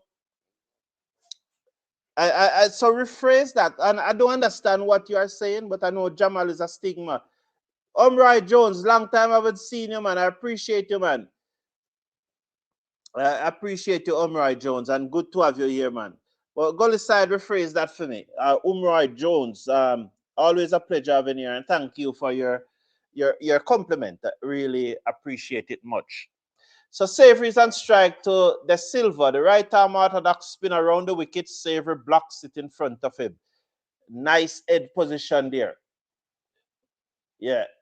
Yeah, good head position. I think the risk could a little bit higher. I'm not, it's a good shot, you know. He played that well, you know. He played that well. But if you're striving for perfection, you'd want the risk a little higher. But it was good head position. He clipped this away through mid wicket. They go for one. Will they come back for the second? I hope they do because the field had a long way to run and they came back for the second. 65 for 3. Poor camera work here. These camera guys need to understand how this thing goes, you know, man. But just poor camera work. That ball, you don't need to zoom in on the ball. You just need to zoom out so that persons can have a better understanding of where exactly the ball is going and get their own perspective. So poor camera work there again. Yes. So that they got two though. So that it was good again, good using of the feet from Savory. It looks to me that it appears to me that the West Indies women and these guys at this level below the senior team, they seem to be more confident in using their feet than those at the other level. You know? Well, Jarasuria now is going to come over the wicket. He bowls to Geese. Down the pitch. Good, very good. And he drove that through the covers down to the sweep on the boundary. I got a single, but that was good. Very good. And if you are watching, you realize, and I don't know if they are listening to me or the coach sent out the message, but he left very, very late just now, and I was very pleased with that from O'Geese. He left this crease very, very late. Very late. Let's watch again. Savory off the back foot, just blocked it to the man that slipped. So that was absolutely good. He left this crease late.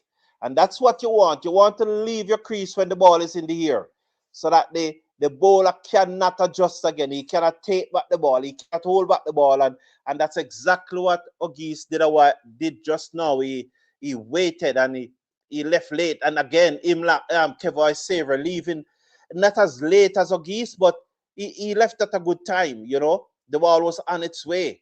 So this is good. This is good from the West Indies batsmen. They're not just using their feet blindly. They are using it in the correct way. They are waiting until the ball is out of the bowler hand before they leave the crease. Look for that. Those of you who are watching on YouTube, look for it. So off the back foot, he forces it through the offside. This will be work for the fielder. He's running out towards the boundary. Gets there. Three? Did they get three or two? The second and two. Two more to the total. That carries up now to 68 for 3. Savory is on 28 from 50 deliveries. Ogis is on 38 from 75 deliveries. So that's very, very good. I love the way in this over in particularly, and Jarasura again very late and hit it down the ground for 4. Good shot, good shot. That good shot by Savory, using his feet down the pitch and hit it down the ground for 4 straight over the bowler's head. Now, this is very interesting because you remember the ball in Jarasura previous over when Savory used his feet and Jarasura saw him coming and fired it down the leg side, and he was just able to get some bottom edge for it down to the boundary for 4. Jarasura comes into Savory and he hit it hard back to the bowler, diving effort by the man at mid-off. I think it was on the bounce. I don't think it was a catch. I think it was on the bounce. But let me finish up the point that I wanted to make, because I'm very impressed with how the guys are using their feet. In particularly, they are waiting until the bowler let it go. And I'm wondering if that was a result of that ball that Jarasura fired down the leg side. And both of them now realize, you can't chip before the ball lets out of the bowler hand. And in this over, they were doing exactly that. They were leaving their crease very late. They were leaving their crease late. And when I said the term late, is a cricket. When I said leave their crease late, in cricketing circles, those persons who move around in cricketing circles and understand coach talk and so on, it means that he's leaving his crease after the ball has been delivered. All right? So, one more to Ogis, pushing him up now to 39. West Indies 73 for 3. So, the Silva, the man who have very fond memories of this ground, or you could say mixed feelings about this ground, as Savory looked to turn that one and got a leading edge, and it traveled a long way in the air, but just bounced in front of the bowler. No, man, just regain your composure, man. Just bat some ball, no boss. Just bat some ball, man. Drive down to long off. Is there a fielder? Yes, there's a fielder. Another run, 74 for 3. Just bat some ball, man. Bat some ball. Just bat some ball, man. Bat some damn ball. What's wrong with you guys? Bat some ball, man. Why you trying to turn? It's 3 minutes to tea. Are you trying to turn the ball into the onside? Just bat some ball. Ogis there plays a forcing shot. I get the impression that the Silva hurried him just now. He probably wasn't quite ready, but there's a rule in cricket, there's a common rule in cricket. A lot of persons, and I see a lot of modern day batsmen don't know. It appears that they don't understand that it's a rule. Once the bowler is ready, the batsman has to be ready. The bowler should never wait on the batsman, because the bowler has to walk back to his mark. No matter how close the mark is, and the time that the bowler takes to walk back to his mark, the batsman should be getting ready. And it's there on the books. It's the batsman wait on the bowler, not the bowler wait on the batsman. And it's a lot of modern day batsmen don't seem to understand that, as Savory that down to deep mid-wicket for another single. 26 he is now. He will keep the strike after 27 overs. West Indies 76 for 3. With Mackenzie not, Drake's 5, Wickham not, all gone. Ogis is on 40. His next target now is 50. So his next target now is 50. With him, Savory. Savory is on 26. And Ogis is on 40. And as I said, his next target should be 50. I was making a point about the Silva. He has mixed feelings about this ground at Coolidge, because this was the ground that he took a hat-trick on.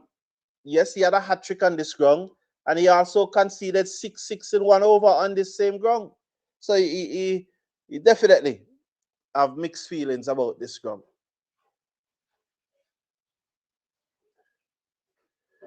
Sri Lanka got their own the Silva. Should I sue for copyright? No, ours is Da Silva though. I know where you're going, Jamar Suarez, but ours is Da Silva, you know? And it's more likely that there's more Da Silva in Sri Lanka than those in the West Indies. So maybe they are the one who want to sue for copyright. Jarasua is coming round the wicket to Savory, and Savory is on the front foot and he blocks that. So as I told you that there are 3 men around the bat plus the short mid-wicket, short straight mid-wicket. So there's a slipper leg gully and a forward short leg. As Jarasura bowls to Savory and he blocks it, that was zooming in on the stumps, fired in. You know, he gave that a good rip just now. As we watch Jarasuria comes in now to bowl to Savory, comes in, bowls to Savory, who swept this away down backward of square leg straight to the fielder, and they got a singer. So he moves up now to 27. Ogis is on 40, and his next target should be 50. So previously they did not have the leg gully for Ogis, but they're going to keep the leg gully, and Jarasuria is going to stay around the wicket. I don't know if they are keeping this straight mid-wicket. I just wish that the cameraman sometime would have showed us the field. But what does that mean? As he plays this one, yes, they do have the straight mid-wicket, but it beats the straight mid-wicket. It goes down to the man on the long on boundary for one more. So he moves up to 41. It probably, you know, the CWI are those, well, maybe I should, yeah, you have to say CWI, you know. I don't think this is coming from the president or the director of cricket or anything like this. I just think it's more from the media personnel, like, what's his name? Bowled him down, what a delivery. He played on the wrong line. He just simply played on the wrong line. He didn't pick the arm ball, was it? I would love to see that again. So just on the stroke of T, Savory bowled down. I really love to see the replay. He just played on the wrong line. Was he rushed? And this is the different level. I bet you he will never get out that way again, because he will realize that at this level, the bowlers are not waiting on you. They are coming down on you. I really want to see the replay. No, he wasn't rushed. He was ready. Let's see. Oh, he just played the wrong line. He just missed it. That ball appears to curve in the air, and look at it. He just played the wrong line. He just played the wrong line. I can't say nothing more than that. I can't see the ball do anything that he should not have blocked it. He simply played the wrong line. There's nothing in that for me to say. There's nothing magical about that ball. I would love to look at it one more time again, but there's nothing magical about that ball that I saw, which I could say, yeah, that was magical. He just pushed down the wrong line. He probably had T on his mind.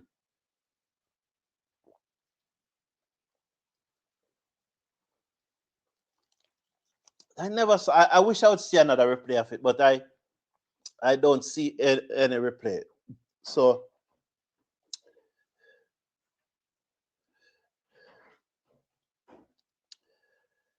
Joseph Isaac, Savory was batting good also. I'm very disappointed in this comment, Joseph Isaac, because you know why I'm disappointed? Both batsmen were batting well, and you choose to single out, apparently it must be your countryman, because there's no other reason why you would single out one batsman and don't talk about the other batsman when both of them were batting well. Because Savory was batting well too.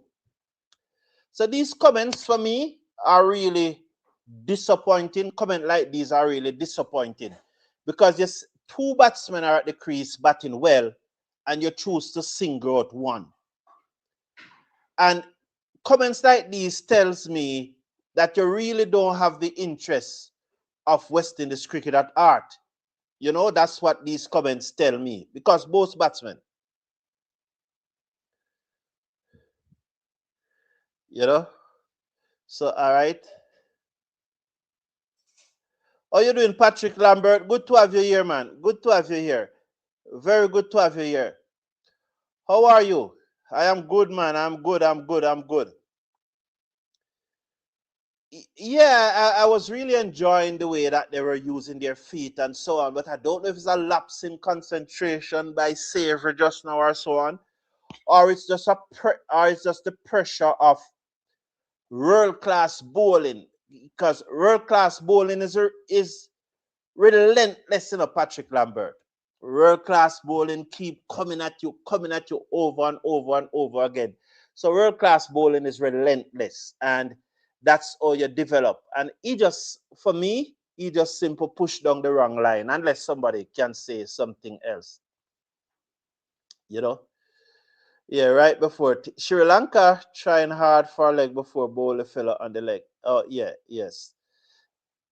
Yeah. So Michael Douglas is saying right before Tia, a true West Indies player. Sorry, Michael, you're not easy at all, Michael. Michael said true West Indies player right before tea. Well, it's a tea break, so please, I think I feel like I had planned to only do 2 hours of watch along, but I don't feel tired or anything. I don't know if it's because my wife is here and she keep me refreshed and make sure that I have something to eat and so on and have something to drink. But I'll take a break until after the tea session. And in the meantime, I hope that wow.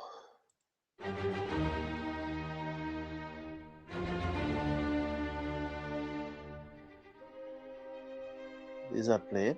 What's going on?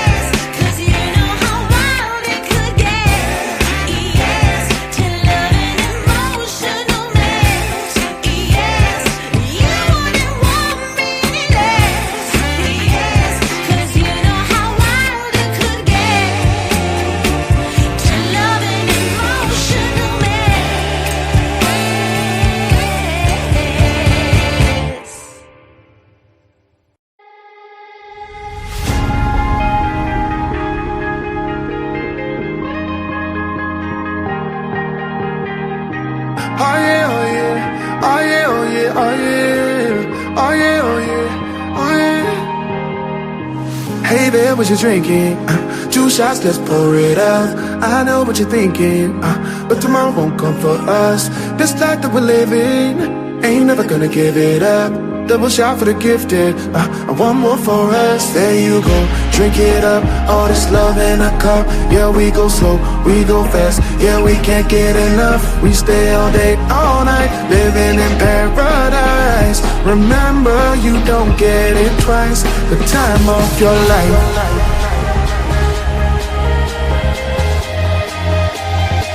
This is the time of your life. Remember, you don't get it twice. The time of your life.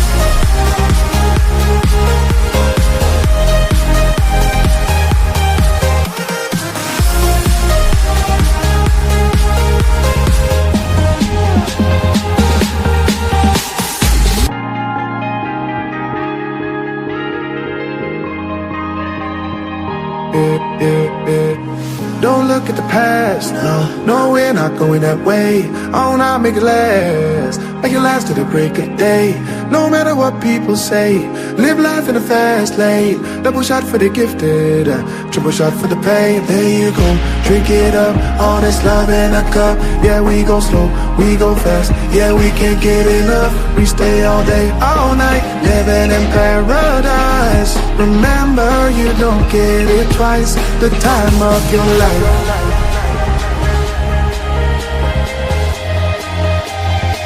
This is the time of your life. Remember, you don't get it twice. The time of your life.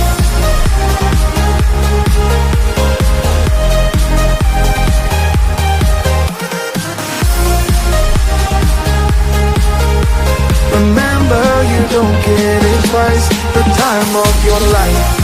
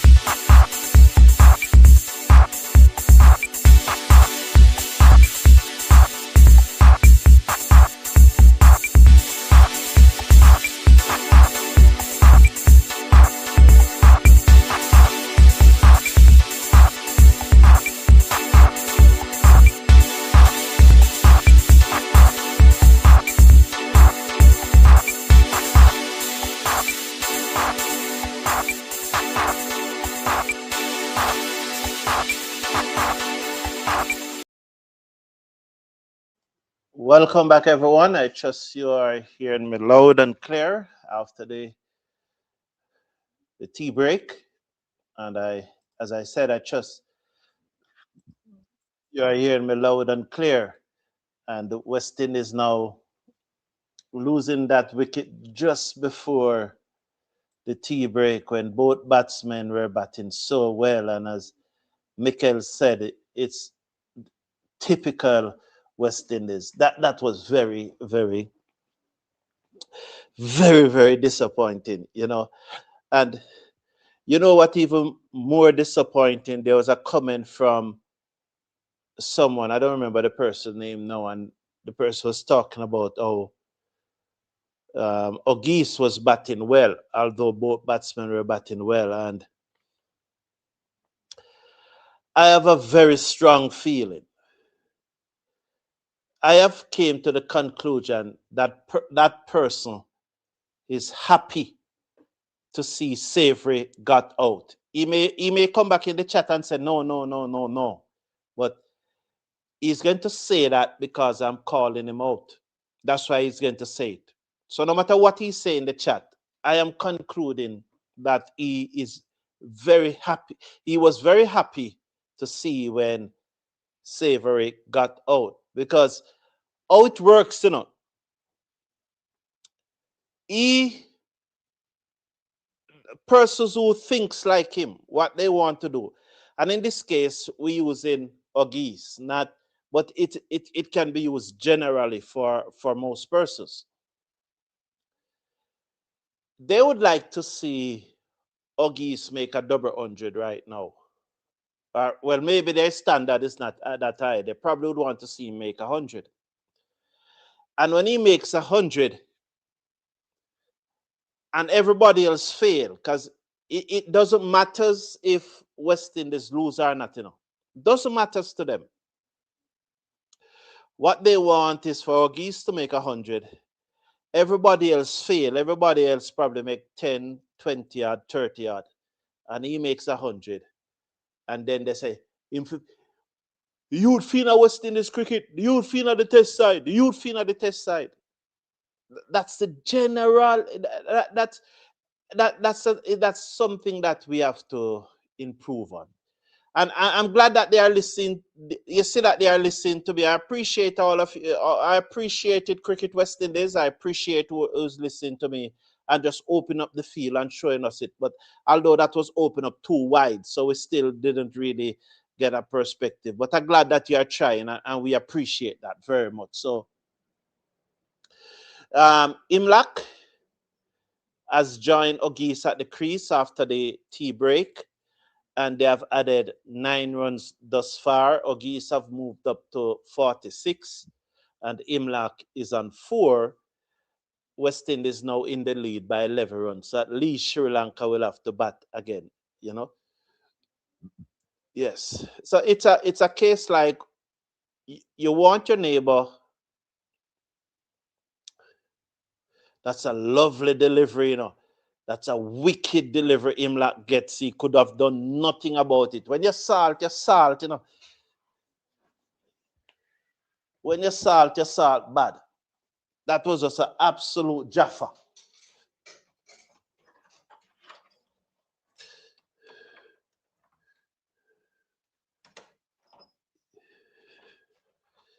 You just could have done nothing about that. And,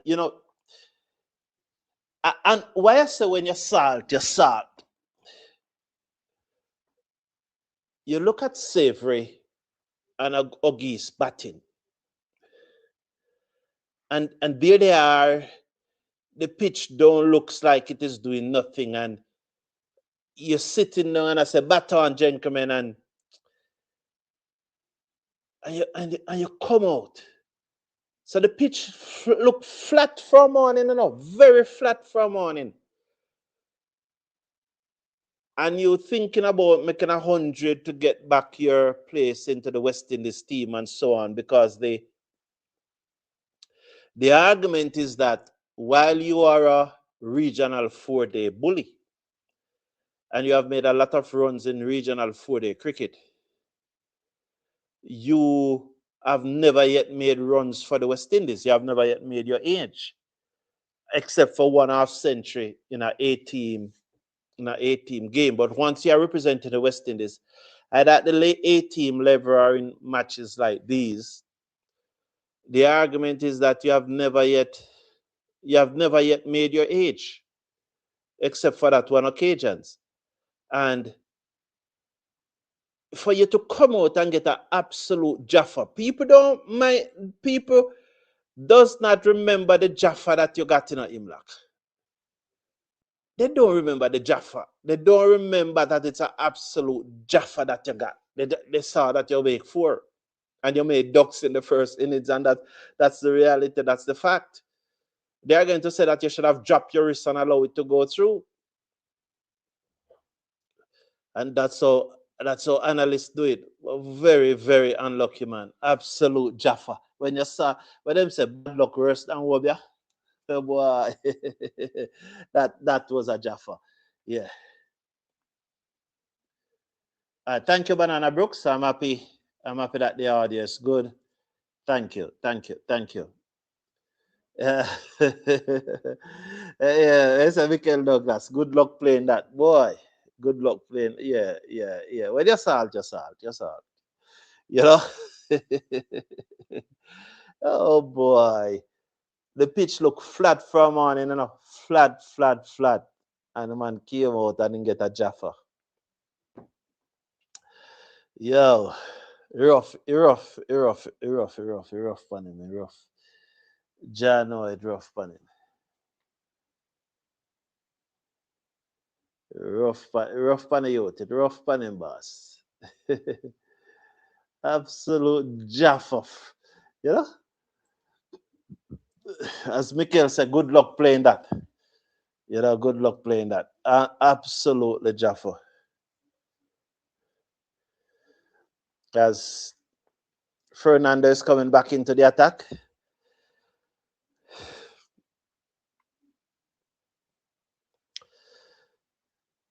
He's over the round the wicket edge. Oggy's gone. Oh, what does that mean after?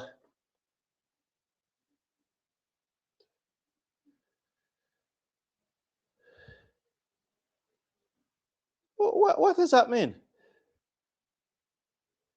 3 wickets in the space of 3 overs? What does that mean?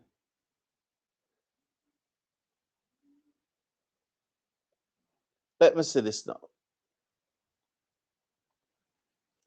Oh, poor from Oggy's. Poor from Oggy's. Why is he playing at that? Look at the ball. Look how far the ball is. The ball bouncing over the stump. The ball is on 5th stump. Why are you playing at that and you're playing a nothing shot? You just poke at it.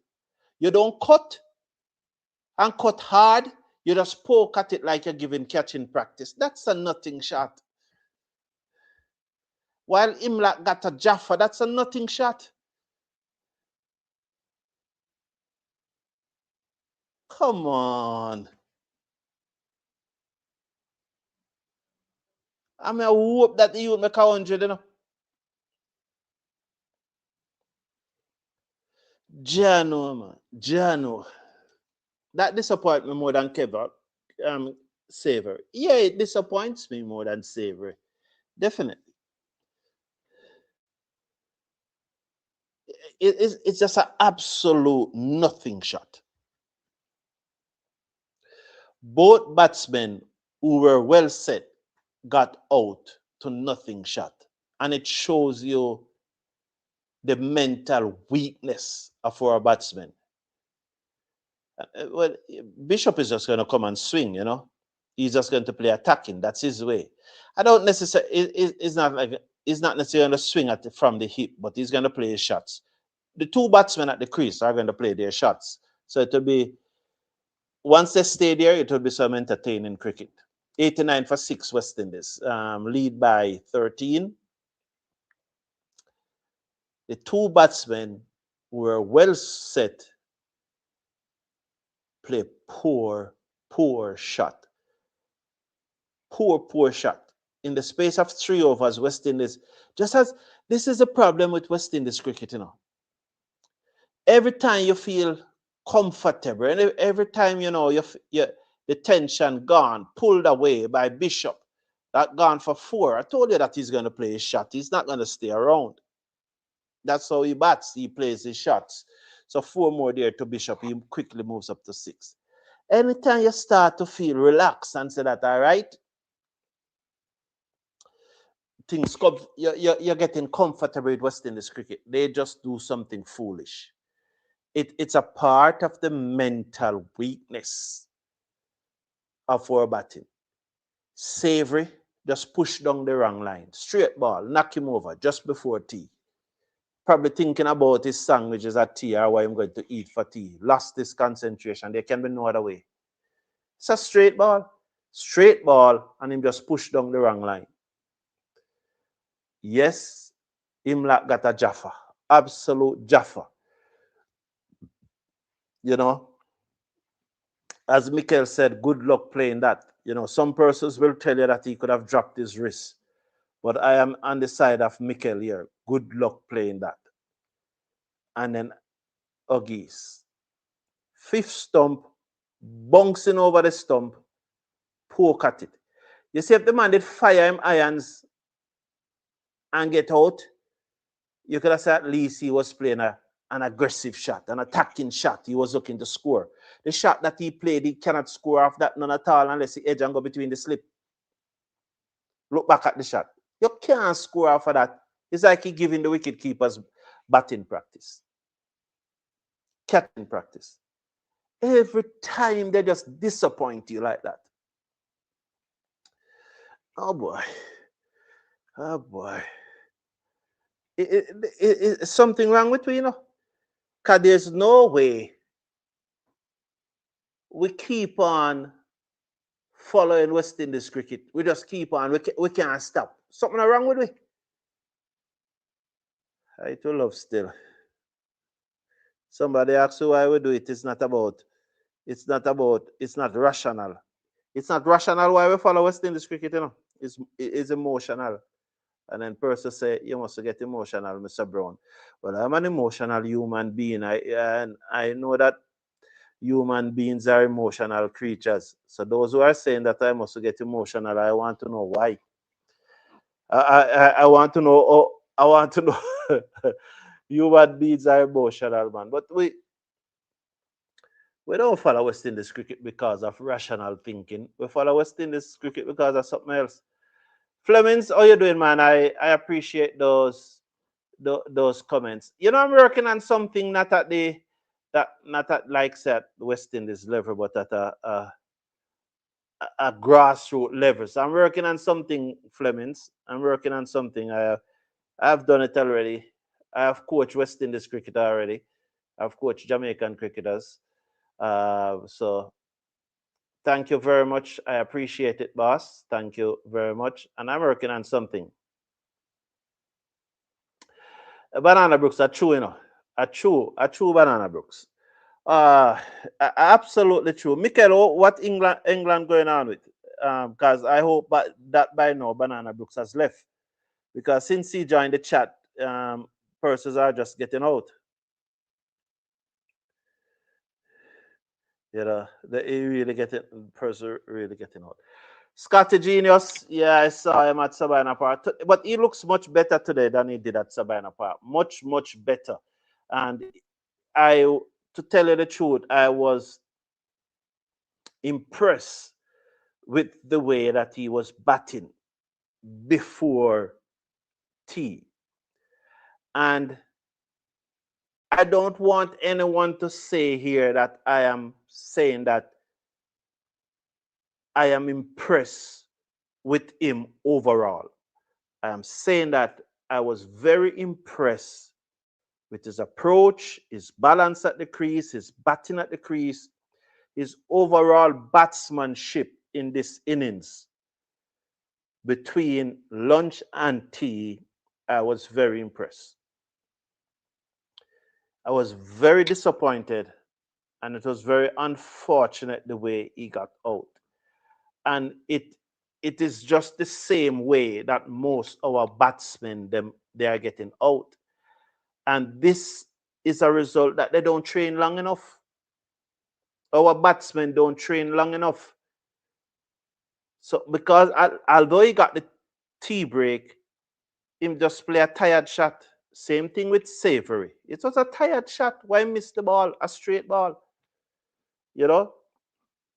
Yeah, but I saw him at Savannah Park too, and he looked he looked miserable. Yes, Scotty Genius, he looked miserable. They say West Indies don't like to win. Stockholm syndrome. Tell them more about the Stockholm syndrome, Scotty Genius. I don't. I've never heard about that. I've heard a lot of things in my life, but it's the first time I'm hearing that one, and I don't mind admitting that is the first time I'm hearing that one. So tell us a little more about the Stockholm syndrome. 95 for 6. These two are going to play some shots now. I'm telling you, anything offline gone, and it doesn't necessarily have to be all that offline. Fernando to Paul, who looks to turn it into the onside, and it goes to the man at mid-off, and there's no run. It did travel. Thank you, Gully Side. I appreciate that. Thank you. I appreciate that.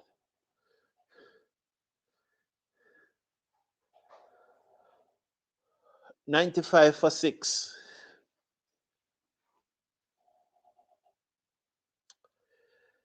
$95 for 6. Say, you see the person, I don't remember as a man or a woman, but the person who come talk in the chat say, Ogis is batting well and didn't mention Savory. I him cause the man them for out, That person caused them for out. You ever hear say if you dig a hole for somebody else, you must dig 2 holes? So you see, because he wants Savory to be out and want Ogis to make 100, the 2 of them just out. Oh boy.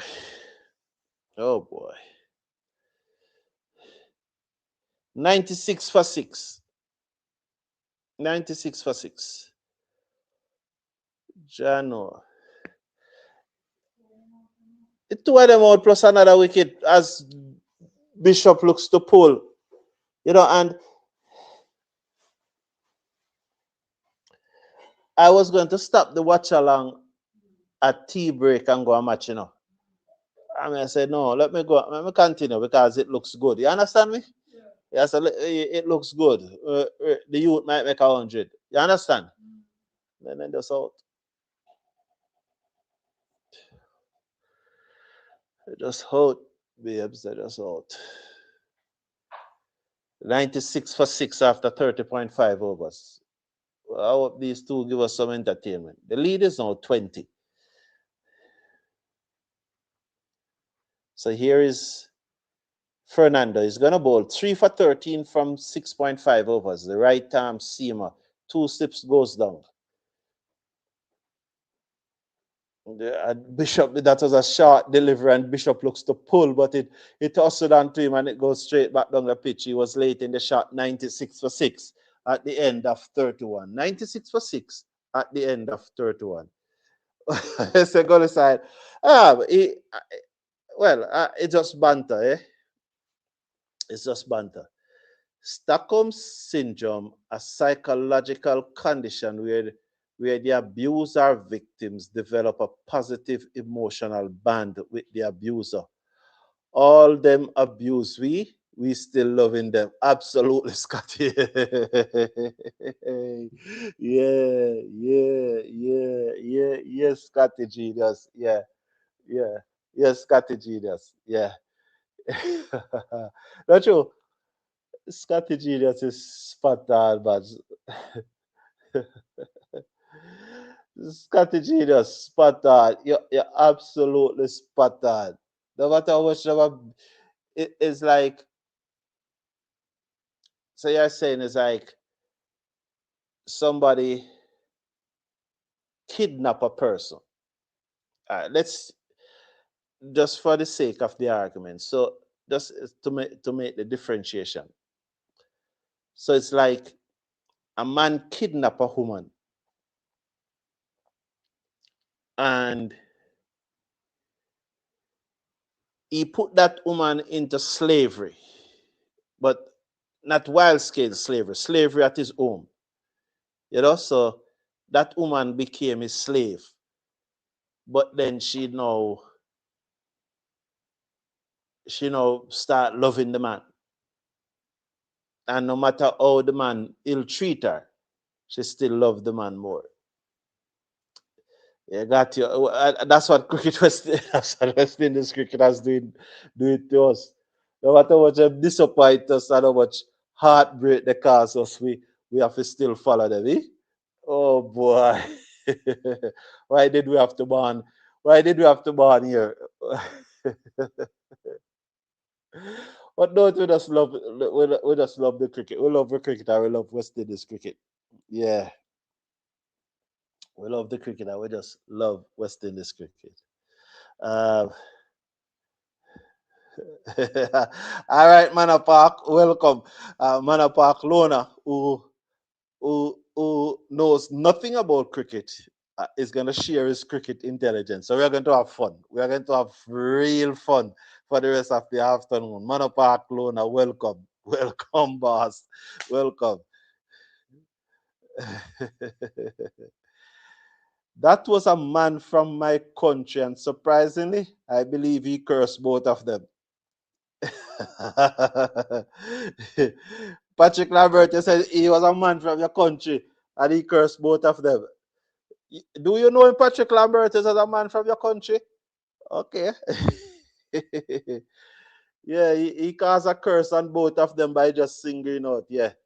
He will not do it again, though, Patrick Lambert, I tell you. Athena, he got a Jaffa doing Athena. He really got a Jaffa. He really got a Jaffa, Athena. He absolutely got a Jaffa. It was an absolute Jaffa that he got. Can't blame him for that. Absolute Jaffa. You know?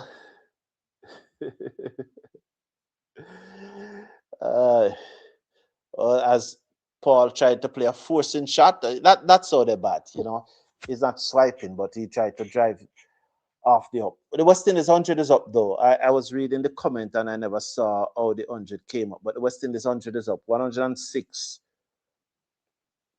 106. So, no Manor Park. I've been drinking a lot of water. Drink water. I think I drink some Pepsi and I drink some Milo. But I've not I guess when you refer to drinking, you mean that if I'm drinking alcohol, no. Over the wicket come Kumara. He comes in, bowls to Paul, and Paul worked that off his hip nicely through mid wicket. They touchdown for 1. Good to see. They come back for 2. They will stay on 2. It goes into the boundary for 4. 4 runs there. So 104 now for 6 as Kemar Paul plays a nice looking shot off his hip. That's very strong wrist exhibit there by Kemar Paul, and it was very, very strong wrist. And Kemar Paul is a good looker all-rounder, He's a good looker all-rounder.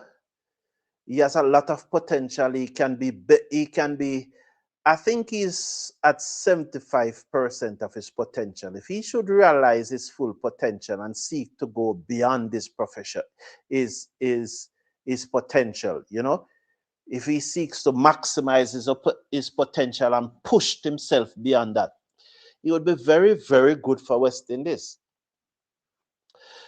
And hear me now and understand what I'm saying now, because I know when I say things, people interpret it or they want to interpret it and say something that I didn't say it, and say I say this and I didn't say it, and they try to make it's funny,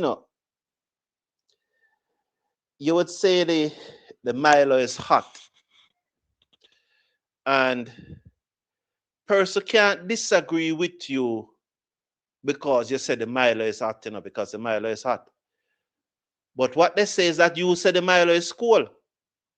And then try to pick a argument with that. They I never understand how persons do it. You say, yo, a cup of Milo, you're hot, you know. The Milo is hot, steam coming out of it, and everybody's seeing that steam coming out of it. But they can't disagree with you. They can't counter what you say.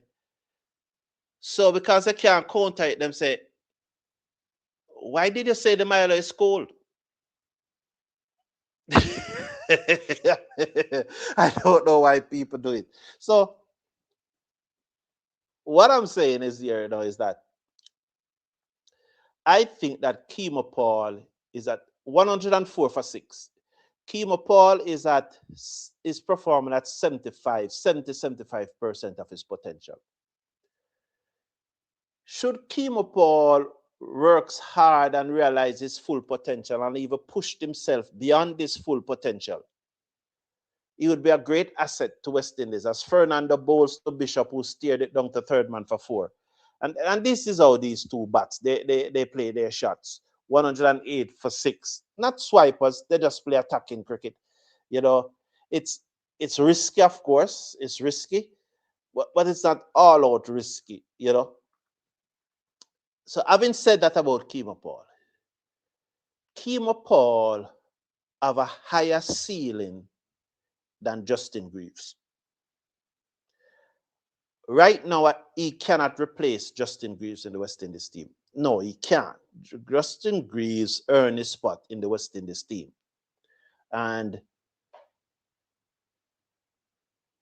however, Kemar have a higher ceiling than him. But what we need now is for Kemar to realize that ceiling.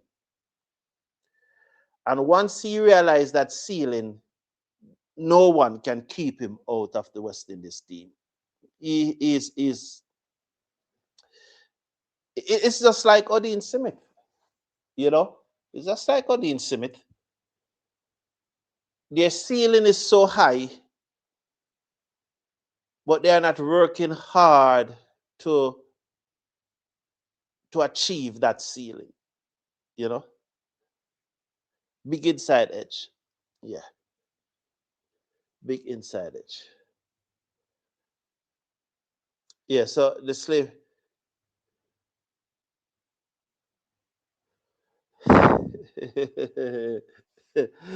Brother Park, you never see me batting yet, man. Everybody who knows me knows that I can bat. You remember the delivery that I bowled to the Jangoo, man, the left-hander where pitch was about 4 stump outside the leg stump and hit the top of half stump as he probed forward. He turned right across him and turned sharply. That wasn't long ago, you know. That was about 2-3 years ago. As Kemar turned this one through mid-wicket.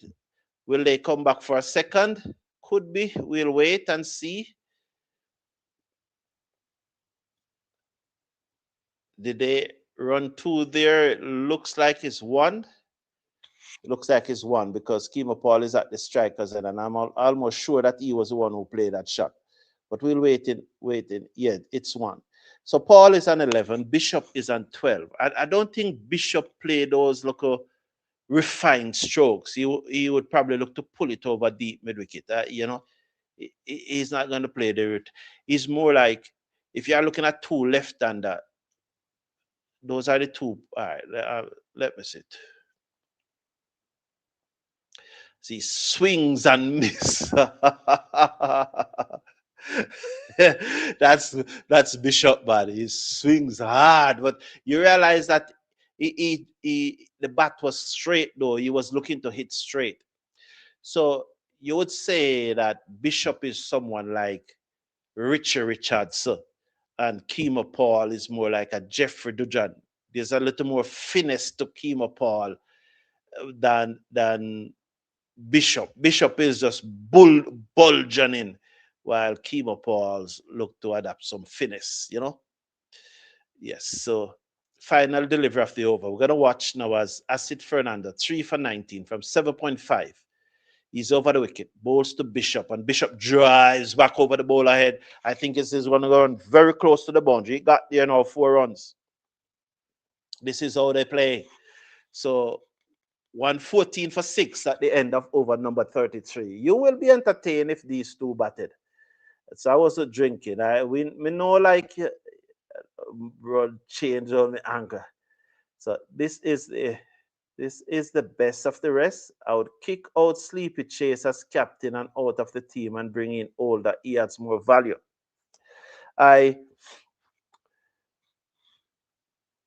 Mother Park, I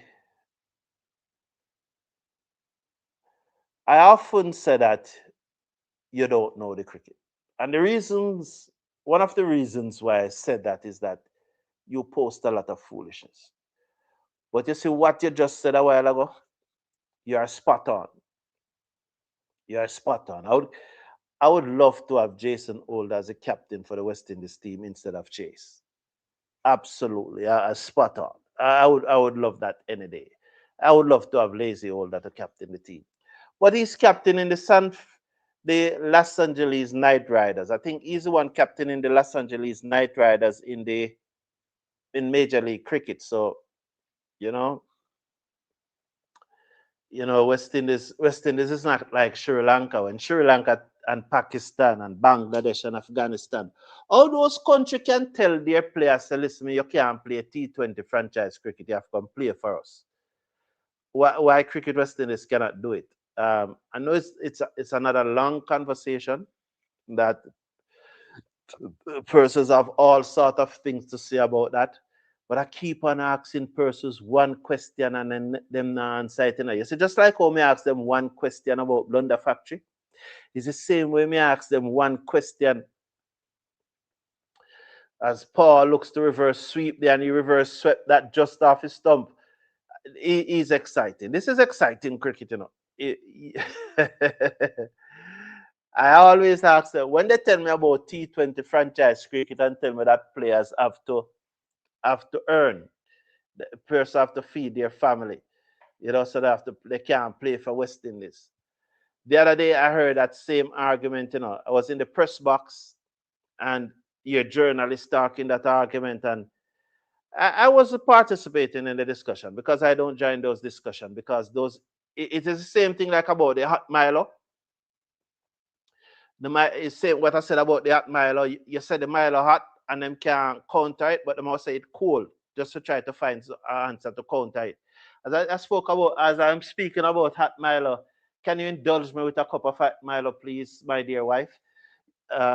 So I don't say much. So one of the questions that I asked them, because since it is Jamaican, we say, did Chris Gayle build his mansion before T20 franchise cricket came about? Them don't answer that yet. Them don't answer that yet. When I asked the question for about 30 seconds, nobody said anything. And then them start talking about something else. So that was one of the questions because they're trying. I keep on telling persons that playing test cricket, look, when you play T20 franchise cricket, you make a lot more money. There's no doubt about that. And I am one who's always one person to earn as much as they can earn. But the argument is not about feeding your family. If you play test cricket, you can't feed your family. That's a rubbish argument. It's the same thing, saying that the Milo is cold just because you want to have something to argue against. So you are talking about feeding family. So that if them play test cricket, then can't feed them family. That's rubbish. Absolutely rubbish. Take, for example, somebody like who play for West Indies when playing on T20 franchise cricket. Craig Brathwaite, captain of the West Indies team. Between his retainer contract and the 8 test matches that he played here and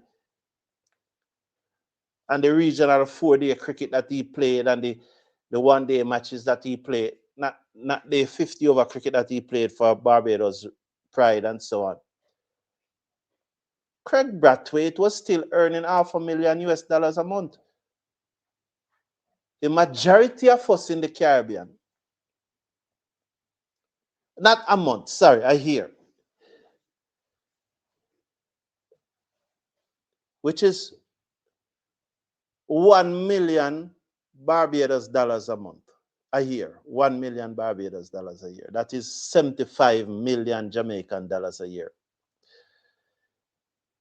If you look at it and say that the average 75 million Jamaican dollars a year, right? Playing 1 year test cricket, you're earning 75 million Jamaican dollars a year. If you look at it and say more than half of the population of Jamaica don't earn $1 million a year, they would have to live 75 years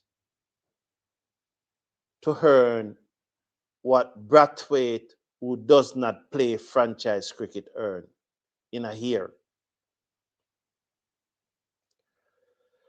You know? So I don't want people to tell me about people have to feed them families so they can't play test cricket. That's not the conversation. That is like it's saying that the Milo is cold when the Milo is hot because you want to make an argument. You're misrepresenting the fact and you're disingenuous. Yes, playing T20 franchise cricket will earn you much more money. And I always want person to earn as much more money as possible. But don't put that in the mix. That if you play test cricket, you're a papa. And you need to feed their family. So them have to, no, that's I don't you mean Jamal Glenn? I don't think that he is ready for that. Oh, you're doing Waffy? No man, I don't watch football World Cup when cricket is playing, Waffy. No man, West Indies playing and the women playing the World Cup. If I buck up into a match or if Brazil playing, fine. But no, me no watch football when cricket playing. Yeah, West Indies are play. Cricket World Cup going on. It's Cricket World Cup I talk about. How Bangladesh do today? They play against Pakistan today, I think, in the World Cup. Because I'm doing this match, I'm not following that one. In Wafi, I don't follow. No man, I don't follow football World Cup, man. Yeah, but I'm a Brazil fan though. Flicks off the pad. Yes, Jamor, still thank you, Gully Side. Gully Side, I big me up to the door. Thank you, Gully Side. Thank you. Much respect. So I thank everyone who are here. As it is, 119 for 6. But this is exciting cricket, We're gonna watch now as Fernando comes into Paul. Let's watch this over the wicket. He comes in, bowls to Paul, and Paul drives sweetly through the covers. There's a sweep on the cover boundary. One more to the West Indies total. 120 now for 6 after 34.3. Kemar Paul is on 18 from 15 deliveries. Sorry, Kemar Paul is on 15 from 19 deliveries, and Joshua Bishop is on 18 from 15 deliveries. As I said, these two usually play their shots. I'll come at the end of the over. I'll read another comment. I need to also make another point about the T20 cricket. I need to ask another question, because this is the core of the matter, the crust of the matter.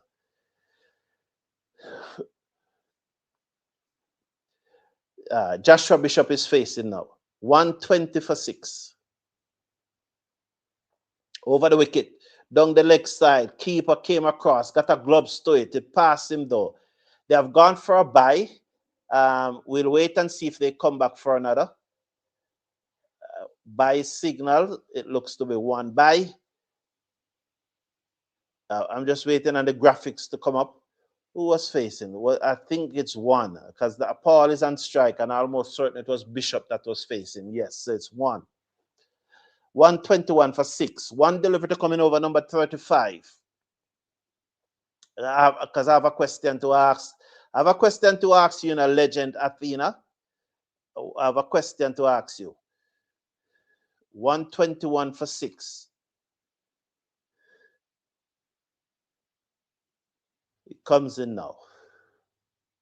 Over the wicket, bowls. turn away through backward of square leg for another run. The fielder comes off the backward square leg boundary. So Paul goes up to 16. He will keep the strike. Joshua Bishop is an 18. It's his partner. It's 122 for 6. West Indies in their second innings, 122 for 6. You have a little boy, whether your siblings or your son, whatsoever is, but the person is closely related to you. I say the person live at your home. You are responsible for the person. A little boy is 10 years old, and you realize that he can bat or he can bowl. Like you realize that he's good at cricket. His talent is exceptional. How do you move it from 10 years old to become a T20 international star wanted by every franchise around the world? How do you move that young boy from that 10-year-old to be that in-demand T20 franchise cricketer? Explain that to me. How do you do that? What's the process involved to move that little boy, little 10-year-old boy, to become an in-demand, worldwide in-demand T20 international cricketer, raking in millions of dollars? It is your responsibility. He lives at your home, 10-year-old, whether he's a child, your sibling, or you adopt him or whatsoever. But he is your responsibility. He's 10 years old. He has exceptional talent in cricket. How do you move him from that to become an in-demand T20 cricketer worldwide? I would really like persons to tell me that. Answer that for me. Oh, what a shot by Bishop on the bounce to the man at long off door. Or he hit that inside out and it bounced. Will they come back for 2? Yes, they come back for 2. But this is how they play. This is how these two play. They're going to play some interesting shot. Let me ask you a question. What would you prefer to earn? 1,000 a month to feed 4 children, or 1,000 a month to feed 2 children?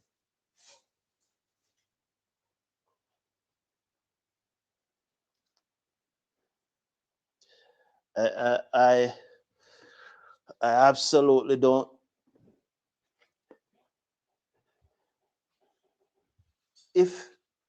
What is he asking me?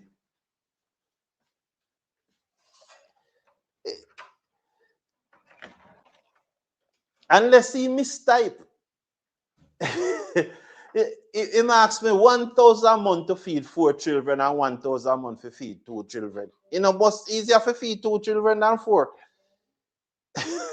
Unless he mistype something, because otherwise, I don't know what he's asking.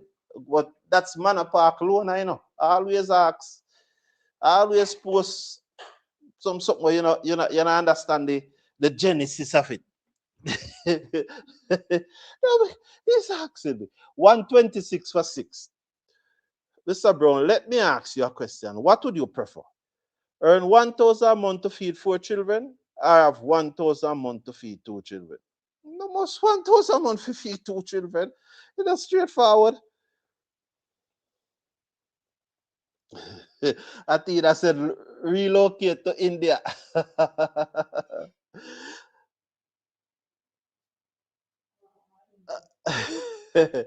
No, it's eye drama here. It's eye drama.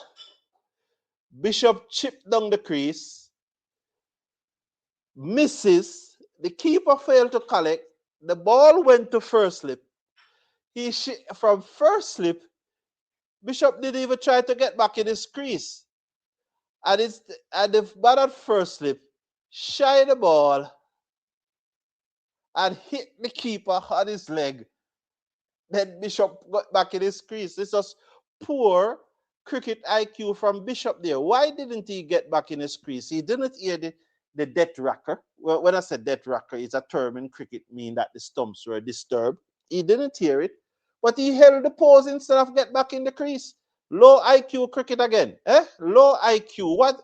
These guys have no brain whatsoever. Thank you very much for this hot cup of Milo. Yeah, you know. Yeah, what are these guys thinking? 127 for 6 though, and the Sri Lankan fielder hit down his keeper instead of hit down his stump. High drama.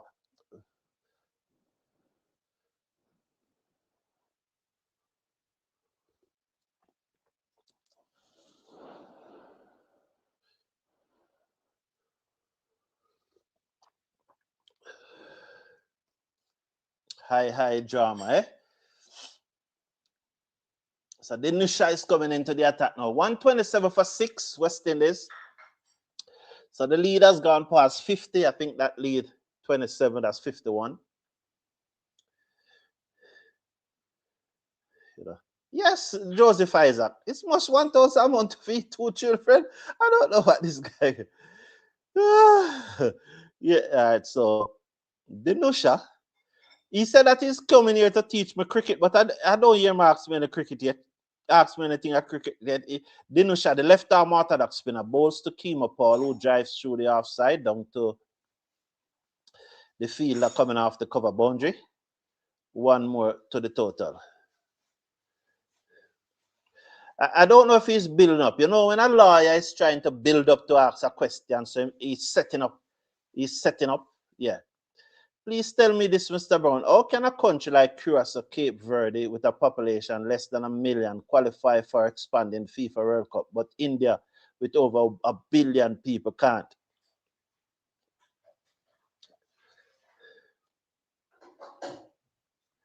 That's a big shot by Joshua Bishop, you know. As Dinesh Da Silva tossed that one outside the half stump, and he hit it powerfully, Richie Richardson style. No foot getting into line or so on, in a bull force. Hit it through the offside, through extra cover, wide off, long off, down to the boundary for 4. He moves up to 25 from 21 deliveries. West Indies 132 for 6. Mind they always have to take away 76 from that, so the lead is 56. Powerful shot by Bishop.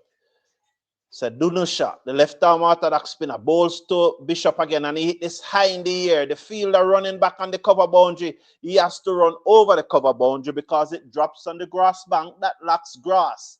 They probably need to fall some rain in Antigua. Those grass are brown. This is the home of West Indies cricket. They don't have sprinkler. They don't build a dam. Isn't there a dam there? You know, home of West Indies cricket. Make it be the home of West Indies cricket. You hear a lot of things about investment in Coolidge and developing this first-class facility, and the government of Antigua agreed to it and blah, blah, blah, blah. So where's the dam to keep this place green and pretty? You must have a dam. The Nusha comes in, bows to Bishop, and it turns away, and it goes on the bounce to the man at second slip as he prod forward. The score is 138 for 6. Bishop is on 31 from 22 deliveries. Let's watch now.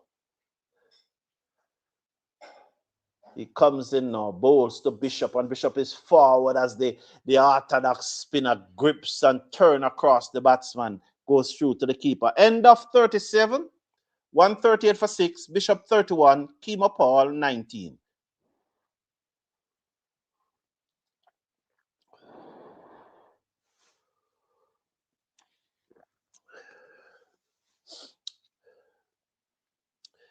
They don't love it, man apart. They don't love it as much as cricket. The point I'm making, Mr. Brown, is that cricket, West Indies is trying to feed too many teams. So we should cut our teams. No, man. And I answer that many questions. I ask many questions about that all the while, you know. I ask many questions. I always ask, the first question I always ask about that is this. Jamaica's, no. My good. Jamaica Senior Cup is going on now. We're in the semifinals. Jara Sirato continues. He's round the wicket to bowl to the left-handed Paul, who gave himself room.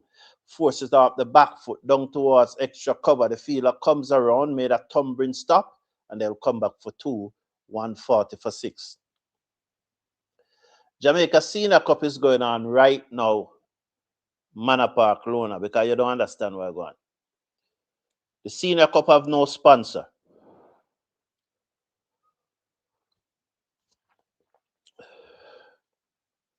Paul is forward and block that one. The money that is running the Senior Cup is basically this. Money that Cricket West Indies get and sent to the Jamaica Cricket Association.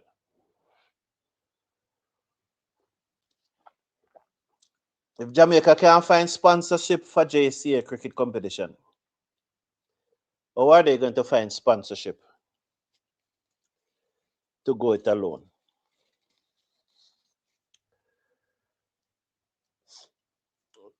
If Jamaica disassociate themselves from the West Indies, they automatically become associate team. And they will rank. How many teams playing cricket now? 106? You will automatically become rank 107th. Something like that. Because you're the last team to join. You know how hard it's going to come. You know how many years it's going to take? And without any money? How that going to work? Swept away by Kemar. So persons who are always talking about that, them need to tell me how it's going to be funded first. Anytime you can tell me how it's going to be funded, show me a clear pathway how it's going to be funded, then we can continue the discussion. But until you tell me how it is going to be funded,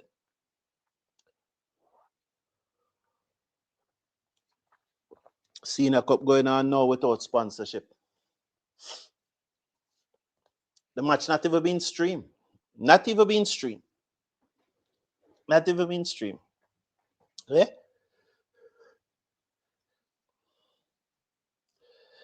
Tell you that to stream a match with a one camera, and I said it already this morning, I've been saying, to stream a match with a one camera. When you see me go and stream a match, even with a one camera, to stream that match, it costs $400 US, $400 US to stream, even with a one camera. And that's why I encourage people to become a part of our club on Patreon. Because by joining our club on Patreon, you help us to stream live cricket. Not like the watch along here. The watch along is far less expensive, but to stream a match, it's even one camera. That's $400 US per camera.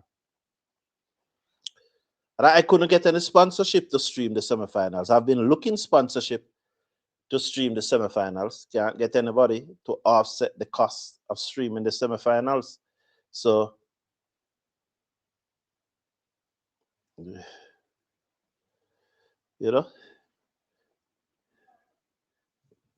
trying to, yeah.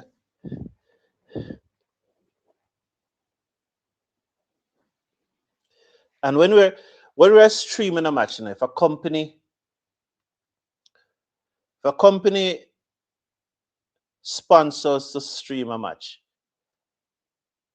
that company get a lot of leverage because we keep on mentioning the name of the country, that of the company during our live stream. We put their logo on our screen. We put their tagline on our screen. Their logo is a part of our thumbnail.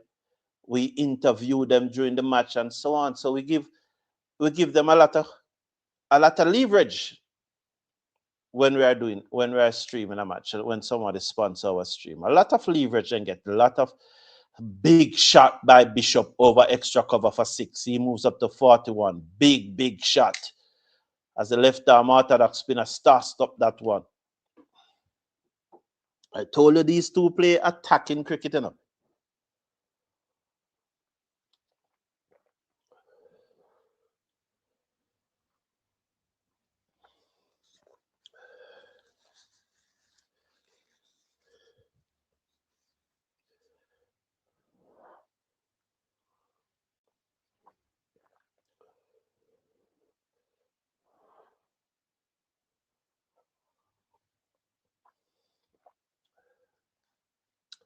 So Bishop is on 41. West Indies 152 for 6. So the lead is now 76. Bishop is on 41. Kemar is on 23. Both have faced 28 deliveries.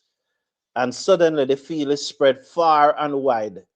There's only one slip. There's no more any leg gully and any forward short leg and then any short mid wicket.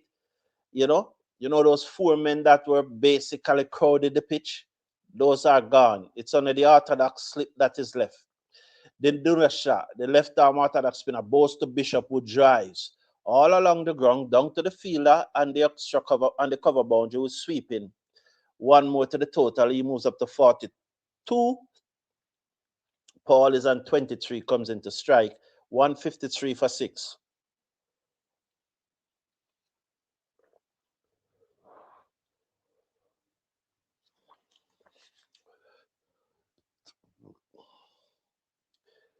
Here's Dunasha. 2 slips in place for Paul. But Paul equally attacking, maybe not as attacking as Bishop, as that one is played into the offside, diving effort by the field that stopped it. You see, Paul, I did make the point, so I don't need to go over it, more than to say that Bishop is bull force while Paul is finesse. 153 for 6. Here is Dinusha. He comes in now, bows to Paul, and Paul is forward. You're going to get that from Bishop. Bishop not going to block it like that. Bishop is going to force it back to the bowler.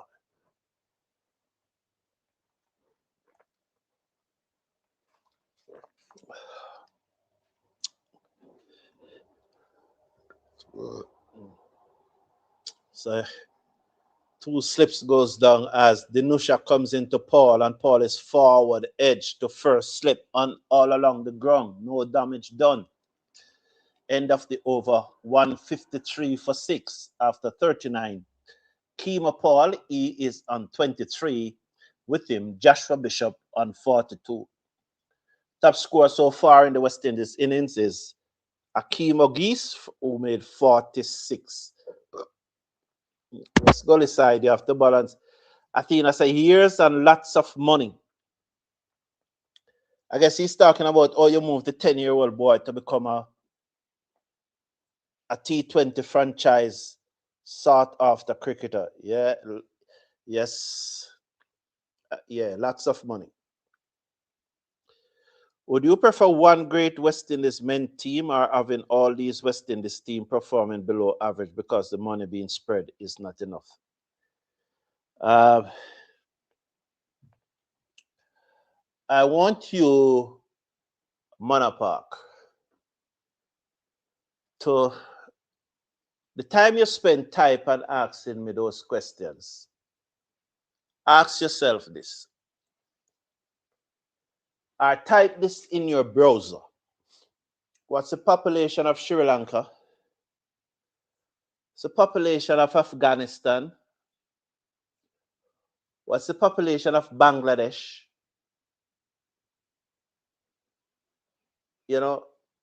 Was New Zealand? I think the New Zealand population is bigger than us. Not much, but it's bigger. Of the Caribbean population. And all of those countries named that I just called, they receive less money from the ICC than Cricket West Indies. Rest my case. Manapa, may I stop answer your question then, because you look information to go somewhere else, go on like you're bright. Me realize that you do. You look information to go somewhere else. Yeah, there's a lot of persons who come here and who do that. Like, they come here and do that, looking information to go somewhere else. And they are not even a member of our club. They're not even a member of our club. You realize Banana Brooks is a member of our club, And Banana Brooks come and left because when Banana Brooks was here, West Indies start losing wicket and him decide to leave. And from him leave, West Indies not lose no more wicket. So Banana Brooks must have come back right now. Yeah. Banana Brooks is one of those persons who are trying to facilitate the streaming of cricket and to keep the cricket forum on the air. Yeah, yes, Joseph. Yes, this is much better from you, Joseph Isaacs. Good partnership between Paul and Bishop. Very good. Lovely, lovely. That's it, Joseph Isaac. Proud of you, proud of you, proud of you. You know, unlike the person who earlier who came on and talked about Ogis and didn't mention Savory, you are coming on now and showing the maturity. That's a different level of maturity from that person what came on earlier, you know? So I love that. I love that. I love that. Different level of maturity. Good from you, Joseph Isaac. Very, very good. I love that. That's the level of maturity I love to see, you know, than that earlier person who came on. Yeah. You really want the West Indies team you want everybody to perform, you know? You really want everybody to perform. When one man making 100 and making double 100 and the rest of the team making nothing. That's why we laugh despite the brilliance of Brian Lara. Nobody else ever used to make no runs. And that's why we used to lose so many matches, man. Yeah. Thank you, Atina. Please subscribe, share, and like. I appreciate that very much. Yes. Thank you very much. Congratulations, Mr. Brown. Why, Joseph? Is that about what? It's good to have different teams playing for West Indies. Only 11 players can play at any time. I mean, yes, yes. As I said in the boss, Stephen Russell, man, a park loner, him have other audience and him is in other group. And when he comes here, he gets some real good information. So him come here and show him feelers them to get some information. So I stop and say him, because that's what he's doing. He's throwing out his feelers to get information, you know? Because Australia bigger than the West Indies, you know? Australia bigger than the West Indies. Bigger than the West Indies. Yes. And I asked him that the Senior Cup is going on in Jamaica right now. The Senior Cup have no sponsors. I've been looking to get sponsors to stream it. There's no sponsor. I can get no sponsors to stream it. How is Jamaica then is going to fund their way in cricket without the West Indies? You know? And him can't answer that. Yes. So let's watch now as Jarasu around the wicket. He comes in now. Bowls. Hedge dropped that first slip. And that's so you see? All right. It goes down to third man for 4. Let me make that straight first. And Chanderpaul goes up to 27. And the score goes up to 158 for 6. Look at this. Look at it. Why did he drop that catch? That ball passed him before he could even got his hand up. Why? Think back of Akeem Ogie's dismissal and think about that shot. And let's watch Jarasir again. He comes in now, bowls to Paul, and Paul is off the back foot, played down the inside of the pitch. You remember when I said that Akeem Ogie's shot was just a get-out shot because that shot, he could not score off it. It was like just giving the keeper and the slips batting practice. And it just goes straight to the slip. Just now, if Chanderpaul had just hung his bat at that, it would be a dolly catch for first slip. But he flashed hard. So although he got the hedge, by the time first slip to put up his hand, the ball passed him. This one is played off the back foot down towards the cover boundary. The field has to come to his left, and they'll come back for 2. West Indies now 160 for 6. Paul moves up to 29. Joshua Bishop on 43 will come into strike. End of the over, 160 for 6. So, yeah. So, if Ogis had flashed, and that's why I said if Ogis had flashed hard at the ball and it got a hedge and they took a brilliant catch, you could at least understand. But he just hung the bat out there for it to lick the edge, you know. And that was a big difference. If Paula just hung the bat, it a lick the edge and in the out. But the man flash hard and him flash hard, and it what? As a result, dollar, dollar, dollar, dollar. Uh, um, well, you see, Manor Park, if I don't understand your question, that's it. I don't understand. So the question you ask is above my cognitive ability, and I healed. I healed. Right? The question is just above my cognitive ability. I don't have the skill set. So I yield to you, boss. You have to give me 0 for that question. It won't be the first time I get 0 for a question on an exam paper. Won't be, and probably won't be the last. I don't understand the question, so give me 0. All right. So please make your point. Please explain to your humble student what you are trying to say. Dinusha choose to come over the wicket, bowls to Kemar Paul, who looks to reverse sweep. Is it Kemar Paul or was that Bishop? I need to see again. But the person reverse sweep it.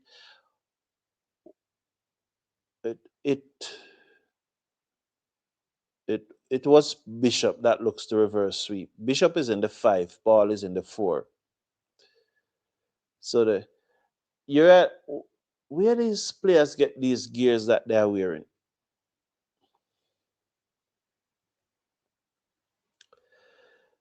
I don't think West Indies provide any gears for this match, you realize? No, West Indies didn't provide any gears for this match. Yeah. West Indies, I probably said that you have gears, right? You have. Oh, what a beauty! What a beauty from Dinisha. Oh, Paul is out bowled down. Look at that. It pitched outside leg. Athena, you remember that delivery that a ball? The one that it pitched outside leg and hit the top of half stump? It's something similar like that. Look at it. It pitched. Oh, yeah, that's the exact ball I'm telling you about. That's the ball I bowl. It was to a left-hander, though, because I'm a right-arm off-spinner. So there you go. That ball now pitch. So the left-arm orthodox spinner bowling to the right-hander, and he's bowling over the wicket. And I always ask, why these left-arm orthodox spinner love to bowl round the wicket to the right-hander? So this one was over the wicket. It pitched about 5th or 6th stump outside the leg stump and hit the top of half stump, similar to the delivery that I bowled about 2 years ago. To the left-hander, I was bowling right-arm half spin over the wicket, pitch about 2 or 3 stump down the leg side. It grips and turn and hit the top of half. Yeah, that made my point. You see, I never want Paul to get out, but you see, there's Joseph. Nothing on his shirt. So the point I was making is that West Indies did not provide any gears for this match. Them just tell them to wear what they have. 2016 World Cup, anyone?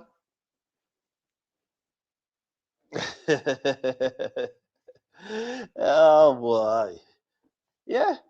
The point I was just making the point, and there was Joseph. Like fate have it that Dinusha just clean up Paul, and then the very next batsman walk out, and you realize that West Indies really never provide any shirt. I'm just tell them for wear what they have. And they invite they come and say, hey, all right, so do you have a shirt? You have a West Indies shirt? All right, man, just wear what you have, all right? If you don't have any West Indies pants, just wear pants, man. And all right,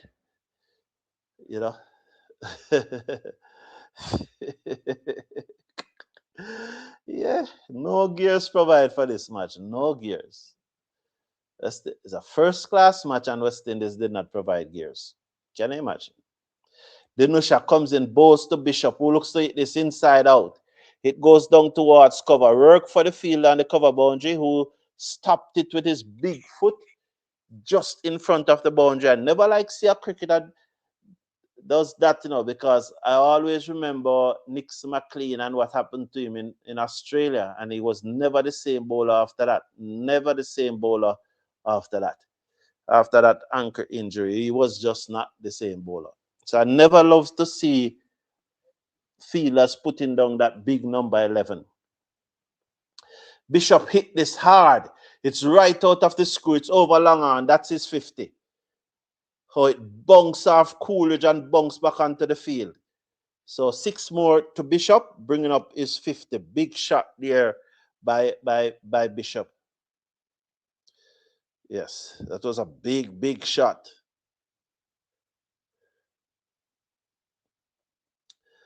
I don't know. That's why I'm trying to do some commentary and just hope that persons will tune in. I don't know why there's a shot, boss. I really don't know. I don't know. I really, I really don't know. I really don't know, shot, boss. I really don't know. And a matter of fact, remember there wasn't any match being streamed any at all.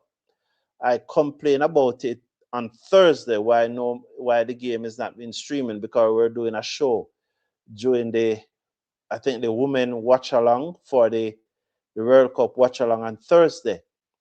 And after complaining about it, midway through the match, they start streaming it and they have no commentary. So yesterday, when I realized that there was no commentary, but I was at a busy day, and this morning I was going to go to the Senior Cup match and do some commentary from the match. But then, just before I leave home, Sri Lanka got bowled out, and I said, since West Indies is going to start batting and there's no commentary on the match, let me do a watch along. And that's how I do this watch along. That's why I'm here doing this watch along, just to have a conversation. Because yesterday they weren't even taking the comment section, and the feed wasn't even open for you to post a comment. So but another thing I want to say though, short boss, 170 for 7 West Indies. Alzarri Joseph is on strike. He's on 1. Bishop is on 52. Another thing that I want to say though is that I know that for India, Joseph swings and miss, it goes through to the keeper. Jarasura is bowling 2 for 57. He has picked up so far. For India, they don't stream their first class match. Yes, so you want to see a first class match in India being live streamed. That is India. In New Zealand, this is what they do. They stream the match, but they just have one camera. One camera, one still camera, and no commentary. So if you want to watch, you can watch, but it's just here it looks like they have about 3 or 4 cameras. New Zealand just have one still camera at one end. They don't even have 2 cameras, like one at one end and one at the other. No, they just have one camera at one end for their first class cricket and no commentary. So I'm saying that to say that we can't bash Cricket West Indies, because they have at least 3 cameras at this match, maybe 4. So, and India have all the money in cricket and they don't stream their first class matches. So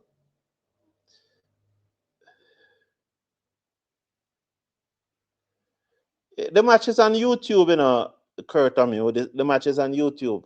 Yeah, man. Yeah, Shane won. Yeah, Shane won. Shane won. Shane won. Shane won. Yeah, Shane won. Yeah, it was a good delivery. Yes, it was a good delivery. Manor Park Lona, I'm telling you, Manor Park Lona, what you're saying is above my head. I can't understand Manor Park Lona. That's what I'm saying. 2 slips. As Danusha bowls to to Joseph, who worked that away. One more to the score, 172. I think you're saying that Gattin delivered to not Gattin. Shane Warne delivered to Gattin. The ball, they call it the ball of the century. Eh? Yeah, they call it the ball of the century. Yes. So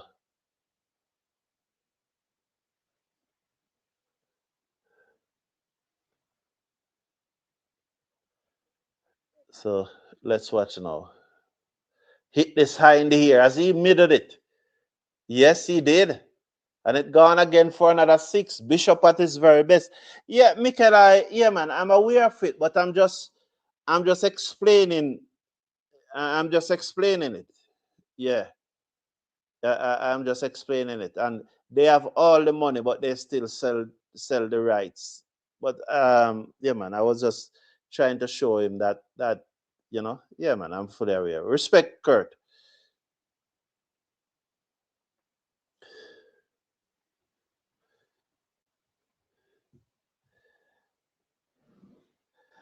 And that's why I asked you. That's why I asked you, Manor Park, how much people live at Sri Lanka, and West Indies is getting more money than Sri Lanka. So the point don't make any sense. He goes again. This time down to deep cover, gone again. The fielder comes around, picks up.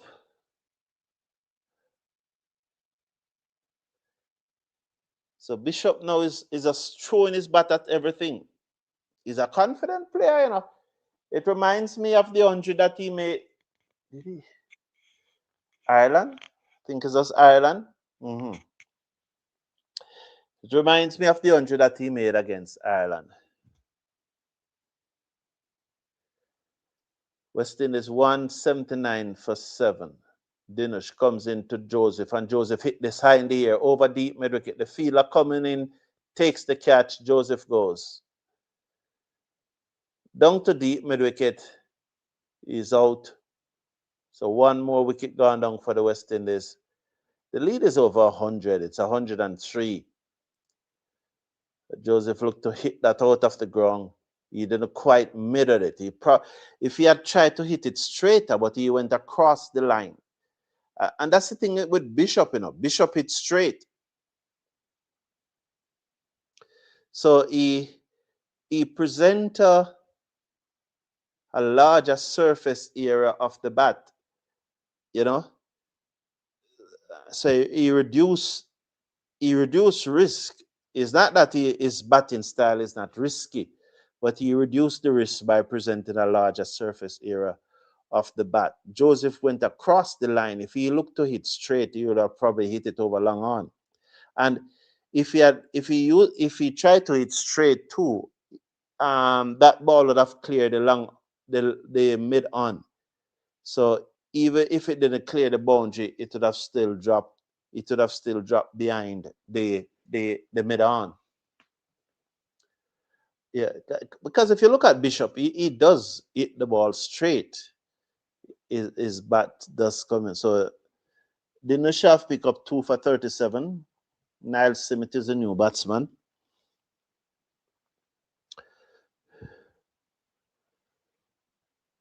Okay, it's 23 past 11. Yes, 6 hour, 6, no, 9. 21 is 9. 23 past 9. So, yeah, 25 past 3 in Jamaica. We are leading by 103. 2 wickets in hand. You know, good knock here by Bishop is a second half century in the match for the West Indies. 59 years. You know, it will be very interesting when West Indies bowl to see if this pitch start turning and how Bishop would perform, because this is what is going to make persons say that you're a West Indies cricketer. You know, fine, you're gone 59, you bowl reasonably well in the first innings, got a wicket, you went for less than 3 runs per over and was able to tie down one end as the captain rotate the seamers from the other end. You were able to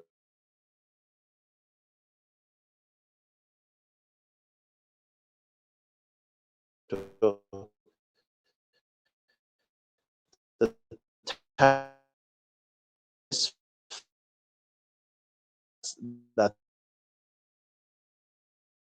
all right.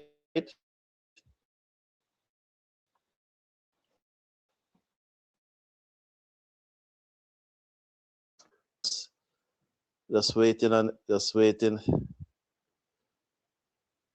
Yeah, so it's back up now. So yes, I was making the point that 179 for 8 at the end of 43. So Bishop was able to bowl tidy in the first innings. Got a wicket, went for less than 3 runs per over. The captain was able to rotate his seamer from the other end. That's a good start. That's a good start. Now the pitch start grips and turn. It's time for the spinners now. It's time for the spinners now. Now, how you bowl in this fourth innings, Bishop, is going to let us see if you are the real deal or not. What you did in the first innings was okay. Nobody can complain about that. Can't complain about that. That's what you want your spinner to do in the first innings of a match. Fine, if he gets 3 or 4 wickets, even better. But in the first innings of a test match, of a red ball match like this, you want your spinner to do the basics right. And that one is tie up one end, pick a wicket or 2, and allow the skipper to rotate his fast bowlers from the other end. You did that. In the second innings, though, with a pitch that is worn and is turning, you expect to win the match. And so you're batting well, but we expect you to win the match. Niles Smith ease this one down to long on. Or Bishop ease that one down to long on for another single. He will move up to 60. The score will go up by 1 to 180 for 8.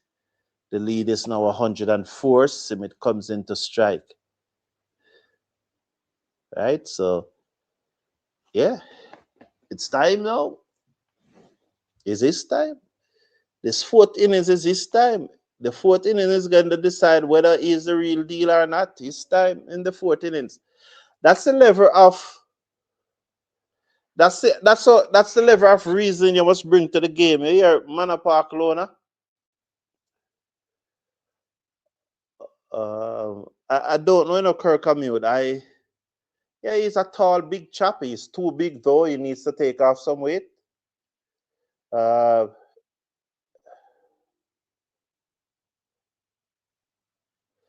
Well, if you don't rate Alzarri, Joseph, that's okay. Your opinion is welcome. Niles Smith gets a 4 off the bowling of Jarrah. So the score goes up to 184. So 4 runs to Niles Smith, who get 4 wickets in the first innings, you know. As he uses his feet, you know, but let's say he moves his feet. Is that the sweet glide down the pitch, you know? He comes forward, he pushed that one, they are peeling, not out. You know, is that the sweet glide on the pitch that you saw from O'Geese? You know, O'Geese was really nimble on his feet and he was coming down the pitch. Michael Douglas, good. That's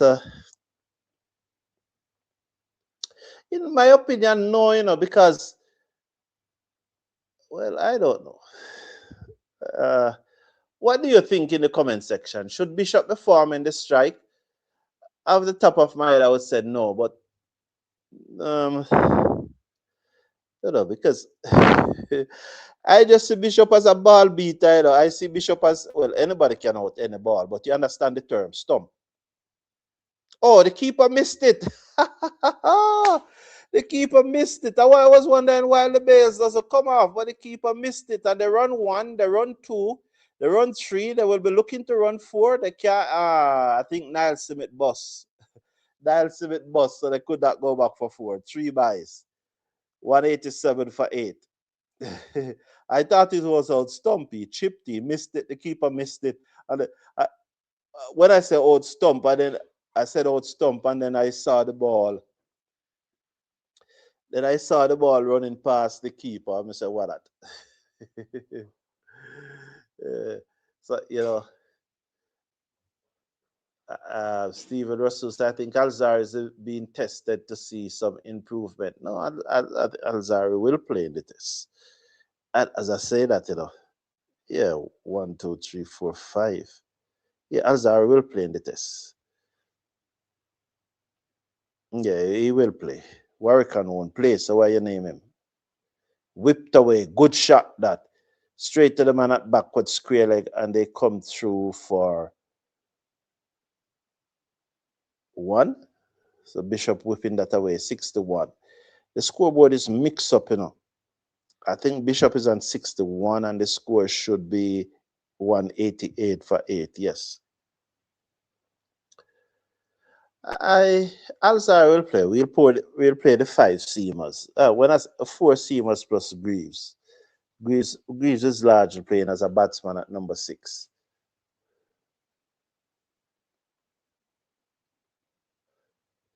Yeah.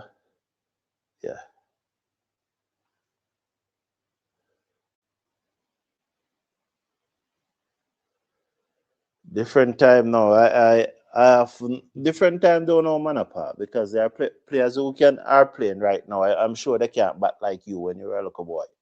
So it's a different time now. It's really a different time, right, Manapark? To compare era is never fair. And what I have to say though,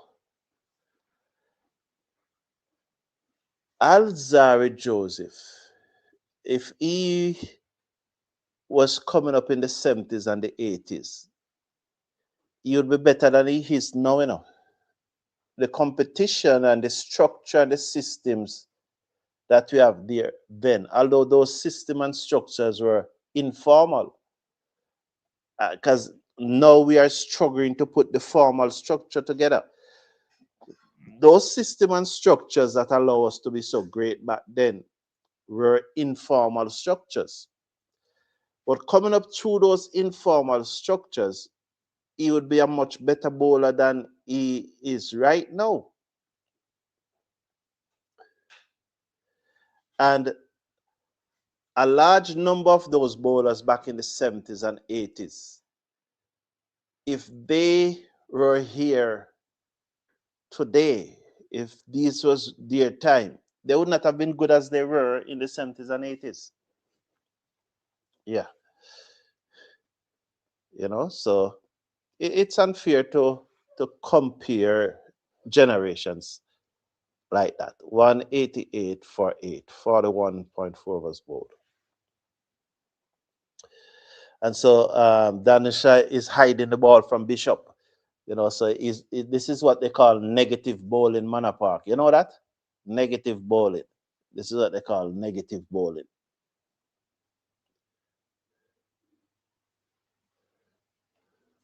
Negative. Why Scotty Genius keep on deleting his posts?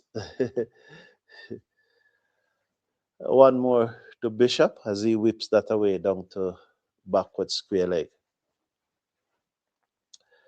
Just taking it nice and easy on this Saturday afternoon. Want to give you an update. The drinks break should be coming up, so I could give you an update on the Senior Cup cricket that is taking place, the semi-finals of the Senior Cup cricket. Hope I will get a sponsor so I can at least stream the final. The final is 3 days. Either a 1-camera stream, a 3-camera stream would be best. So if you can get a sponsor to do a 3-camera stream, it would be, our even at one sponsor, but if we could get like a sponsor to probably sponsor each day.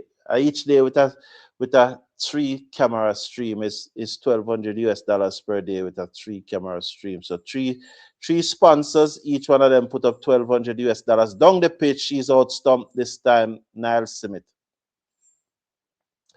So the keeper didn't miss this time. The pitch is turning, so it's really over to Bishop. So Michael Douglas, you're probably right, because Michael Douglas, the instruction now from the coach is what is it? Because this is one of the problems that we have with West Indies cricket. we don't see a strategy out there. Do you see a strategy out there? You know, we don't know what they are trying to do. We don't know.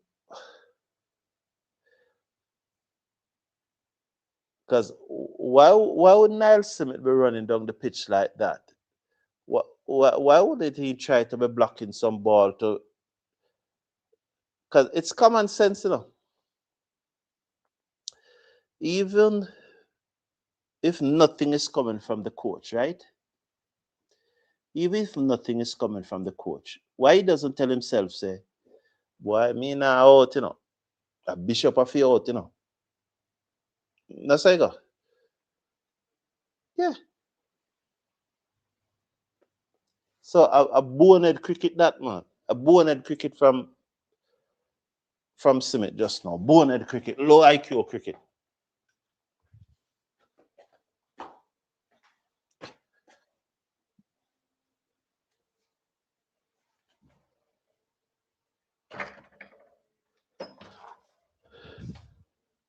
Bonehead, low IQ cricket from Bishop just now.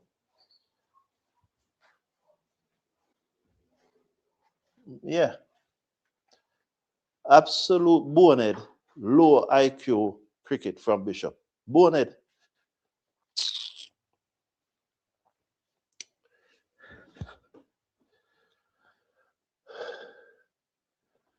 So Jay Shields, 2 slip and a silly mid off and a short extra cover. 2 slip, silly mid off, short extra cover. Dinusha.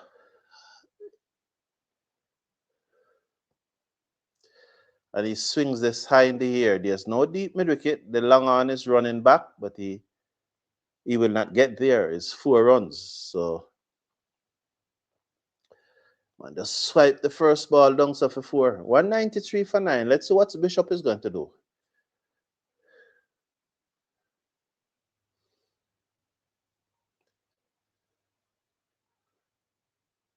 Okay, so keyboard acting up.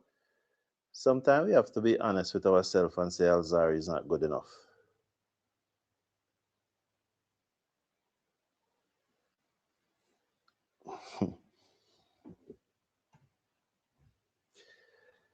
I guess everyone is entitled to their opinion.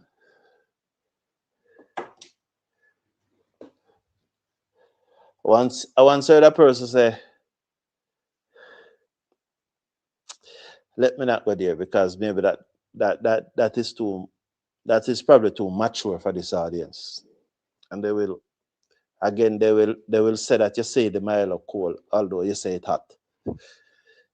So in able to counter what you said, instead of saying the truth, they said something different from what you said.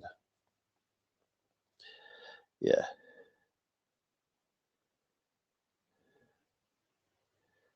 So Banana, oh, that's why the man them a hold because Banana Brooks they here. You remember so when Banana Brooks wasn't here, Bishop and Paul was putting on a nice little partnership. So Banana Brooks come back. That's why the man them a hold. The Banana Brooks, welcome man. Good to have you here. Always a pleasure to have you here. You know, Banana Brooks is a member of our club on Patreon. Always a pleasure to have him here. Also is Athena. A Bishop connects and he connects and it gone. Did it go? No, it never went over the fence in it. Gone for 6. So 6, he moves up to 68. This can be very interesting.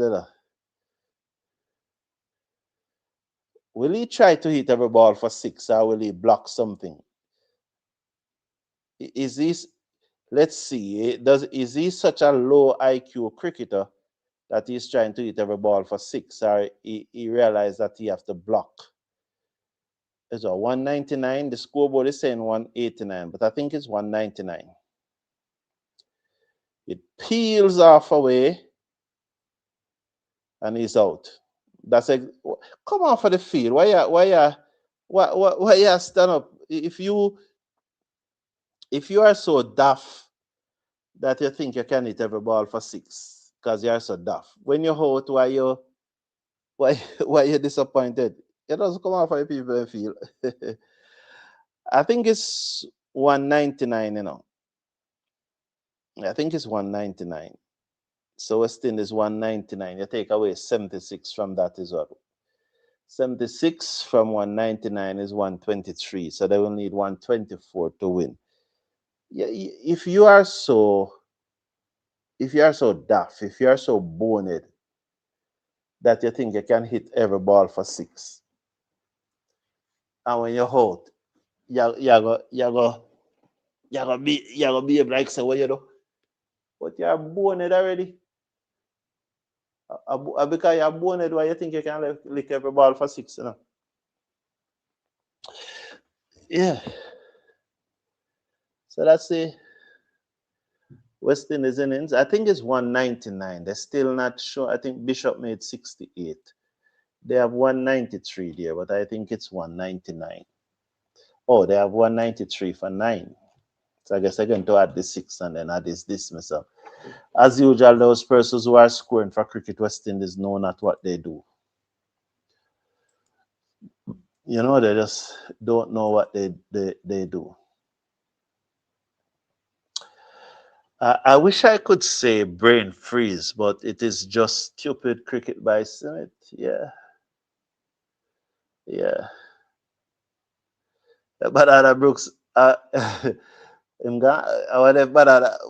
Banana Brooks can manage a banter today. Shamar Joseph learned his lessons from getting beaten up. So Alzarri can make a comeback. I don't. I wish. Yes. The last time I saw a run 4 was Steve Waugh against West Indies at Savannah Park on 100 and had during the 3rd session of the day. Oh, when yeah, you're talking about that match that Courtney Brown dropped the sitter.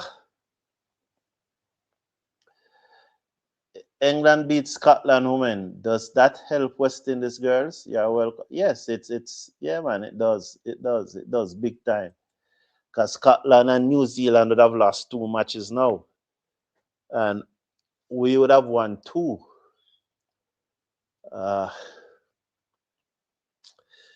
Tomorrow is a big game. And okay, big game. Yes.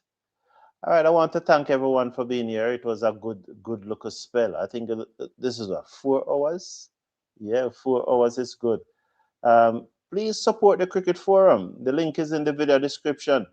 And if there's anyone interested in sponsoring the final of the Senior Cup cricket competition, then please do so.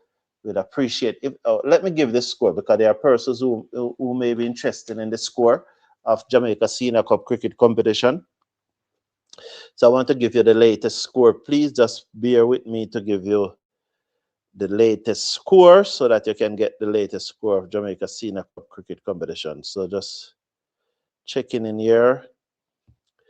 So Melbourne CC against Kensington Cricket Club. So Kensington Cricket Club won the toss and asked Melbourne to bat. This match is being played at Shedwin Park. Melbourne 306 for 7. So they are fighting back. Kensington is fighting back. 306 for 7 Melbourne. Chadwick Walton made 69. Garfield Tomlinson made 4. Ronaldo Ingram made 120. Javal Glenn, the captain, only made 13. Kemar Wilson is not out on 61. Omar Allison made 0. Sherwin Thomas made 12. Jermaine Chisholm made 10. And Matthew Comrie is on 12, not out. So Melbourne 309 for 7. Bowling for Kensington, Nicholas Gardner, you'll know that name. 11 overs, 2 maiden, 1 for 54. Jamie A, 10 overs, no maiden, none for 45. Ryan Francis, 2 for 100 from 18.5 overs. Alex Hines, the son of Wavell Hines, he bowled 9 overs, none for 48. Giovanni Williams, 2 overs for 18 runs, and Angeli, 10 overs for 40 runs. That's Melbourne against Kensington in the first innings of the Jamaica Cricket Association Michael Oldham Senior Cup Cricket Competition. Melbourne 309 for 7 versus Kensington. In the other game being played at Kensington Oval, St. Catherine Cricket Club, they are 389 for 3 versus Trelawney Cricket Association. 389 for 3. Kevin Letman made 153. Danz Jr. was made 1. Kenar Lewis made 142. Carlos Brown is on 50 not out. And Trevon Williams is on 29 not out. Bowling for, almost everybody bowl. This is 8 bowlers. Omar Williams, none for 32. Ranique Lewis, 1 for 51. Howard Palmer, none for 26. Oral Rankin, the captain, he bowled 3 overs, none for 12. Hosburn Palmer, 18 overs, 1 maiden, 2 for 96. Javed Armour, 11 overs, none for 92. Romario Salman, I think Romario Salman is an under-19 cricketer, or he's at least at camp. His 3 overs went for 41 runs. He was and Romario Hines bowled 7 overs, none for 31. So I think Romario Salman is in the under-19 camp setup. He bowled 3 overs, none for 41. He was hit all over the ground. So 389 for 3, St. Catherine and Kensington 306 for 7. So those are the update on the Jamaica Senior Cup Cricket semifinals. Hopefully we'll get someone. We'll get a sponsors or 2 so that we can stream the final. Please email me and let me know. Thank you all for tuning in. Have a wonderful evening. We hope that Joshua Bishop delivered. Bye for now.